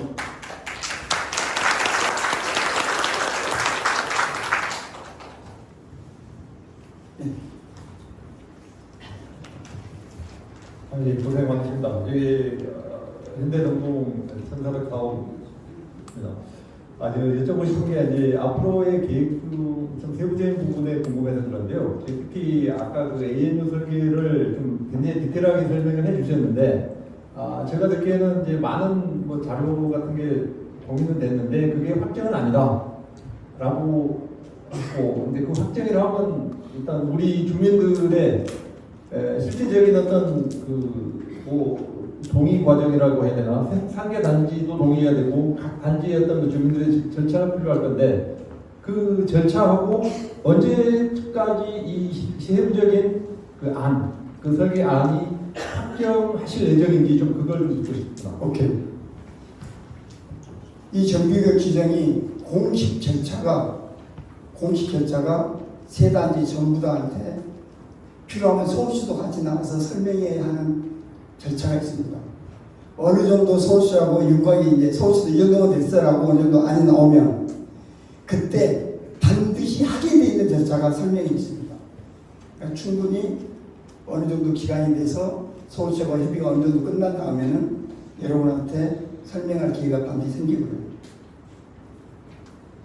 그 다음에 그거를 공람 이 설계안을 전부 다 내가 다 뒤져보고 정비계획안을 다 뭐 100편 다 뒤져보고 각자의 의견을 다 써서 구청에 내는 공람이 뭔지 아시죠? 예, 그때 의견을 제출하는 그것도 공식 절차에 들어 있습니다. 그러니까 여러분들 의견을 충분히 반영할 수 있는 그런 기회는 공식 절차에 있다. 그러니까 너무 걱정 안 하셔도 되고요. 그 다음에 그 최종적으로 어떤 이 평형이나 세대수를 확정하려면 그래서 계략적으로라도 지금 동궁을 놓고 보면 24평이 24평 가는데 돈 얼마 내야 된다. 29평 29평 가는데 돈 얼마 내야 된다. 내가 볼 때는 뭐 34평까지는 있으니까 34평까지는 돈 얼마 낸다. 계략적인 분담금을 제시하고 그 희망 평형 설문조사를 받을 겁니다. 그건 언제냐? 정비교육 끝나고 나서 건축심의 본격적으로 건축심의할 때, 그때 건축심의할 때는 이제 세대수, 뭐 완전히 배치 이런 것들이 완전히 실질적인 그림을 그리는 때가 건축심의 때입니다. 그러니까 그거는 실질적으로 동호수 여러분 충분히 설문을 받아서, 근데 한신설해나 동궁 같은 경우는 설문에 큰 의미가 없습니다. 왜냐하면 궁전은 나는 온 플러스 온도 갈 수 있고 34 플러스 24. 그 다음에 나는 줄 가고 싶어. 그럼 34도 갈 수 있고, 내가 38이니까 38층 가고 싶어. 38. 나 38층인데 50평 가고 싶어. 50평. 다 올라갈 수 있는 게 궁전입니다. 그러니까 거기는 정말로 제대로 설문조사, 정말 본인들도 정확하게 잘해줘야 되고 필요한데, 설해나 동궁 선택의 폭이 사실상 거의 없습니다. 그러니까 문제는 내가 볼 때는 그런 거예요. 아까 34평을 한 40세 늘 거잖아. 아예 그걸 빼고 24평을 다만 이 2평 늘려서 26평으로 다 보내고 29평을 또 2평을 늘려서 31평을 하고, 그래서 일반 분양 아예 없애고 돈을 또 더 내고 이렇게 갈 거냐. 거의 이 선택밖에는 없을 것 같아요. 대전제는 24에 24가 있고, 그래서 아까 얘기했듯이 이 설계는 최소한 산시설이하고 그 동궁을 위해서라도 전용 면적을, 그러니까 실사용 면적을 최대한 크게 하는, 그래서 24평을 가도 지금 사는 것보다 훨씬 넓게 그렇게 지금 계획을 하고 있는 것 같고, 대전제는 24는 24 가고 29는 29 가는 게 맞다. 근데 거기에서 특별하게 34평을 한 40세 남은 거 40세 낸다면 그럼 40세까지 갈 사람도 희망평 받아서 내는. 그래서 결론은 뭐 설해나 이 동궁은 희망평형 설문조사는 분명히 하는데 그런 과정을 반드시 거치는데 그렇게 궁전만큼 이렇게 뭐 중요하지 않을 것 같다는 생각이 듭니다. 또 몇 분이죠? 21분. 또 질문 있으십니까?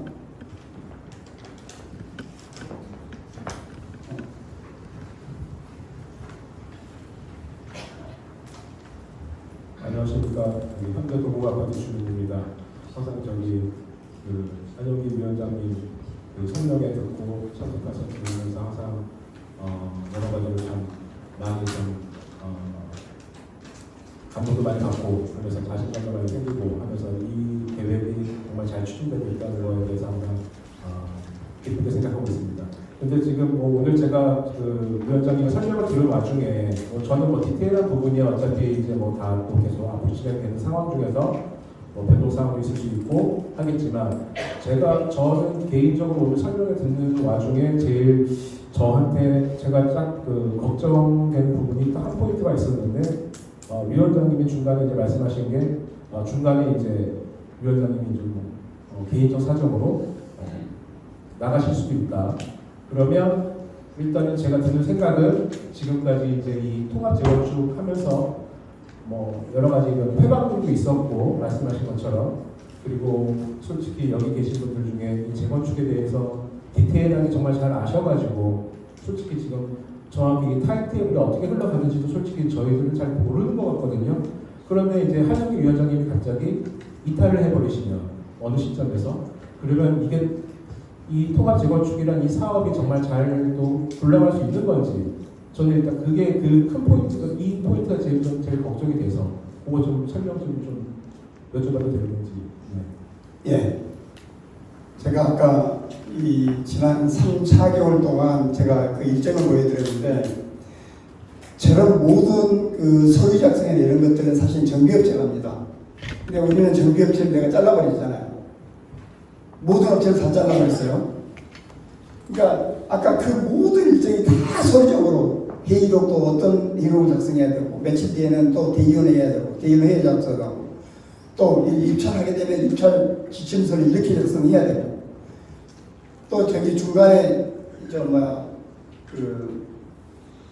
아까 임원 뭐 그만둬가지고 임원 보고 선출도 있어요.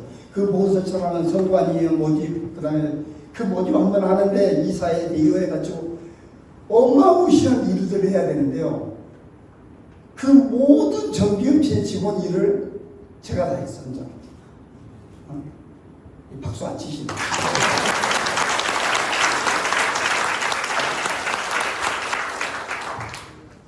근데 저도 어떤 내 생각이 있잖아요.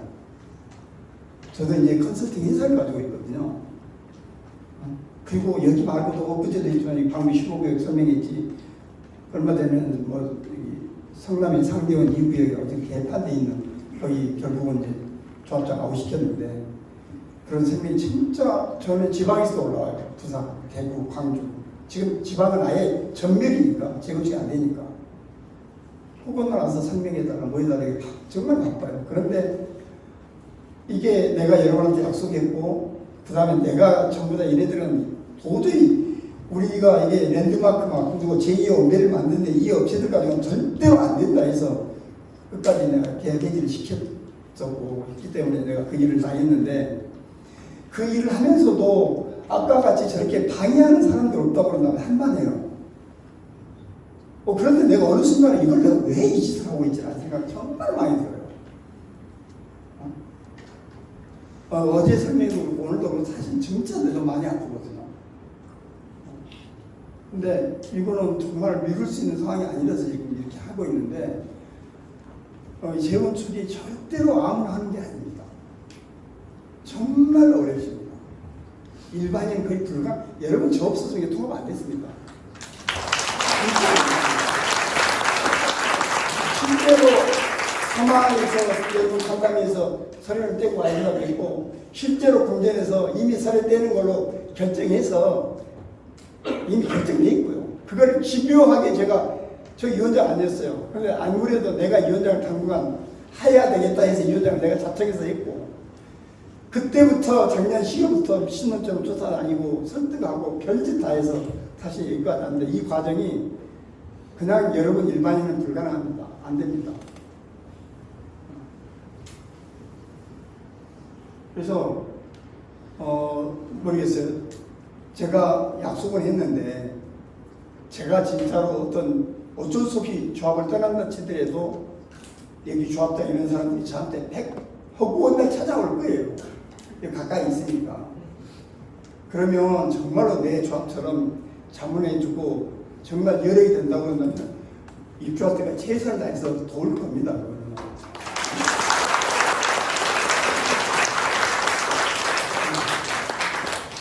근데 그거보다는 계속 공짜로 시킬 생각하지 마시고요. 내가 아까 얘기했잖아요. 회사를 가지고 있다고. 그 아주 쉬운 일이 있는데 아주 공짜로만 들어가요.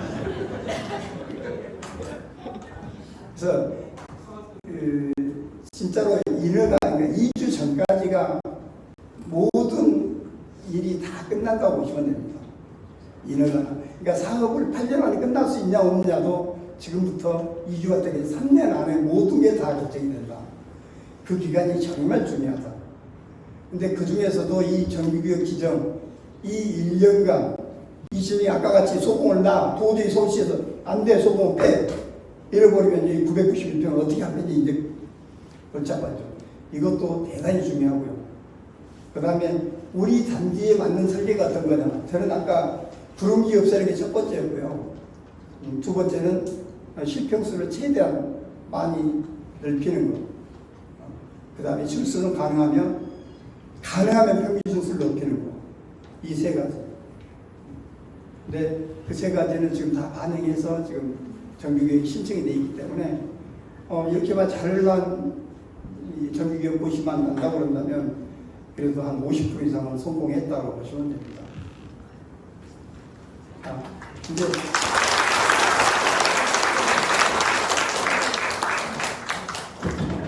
이제 더 질문 없으시죠? 예, 수고하셨습니다. 컨디션이 안 좋으신데도 불구하고 김 씨가 할애해 주신 한영계 위원장님 위해서 다시 한번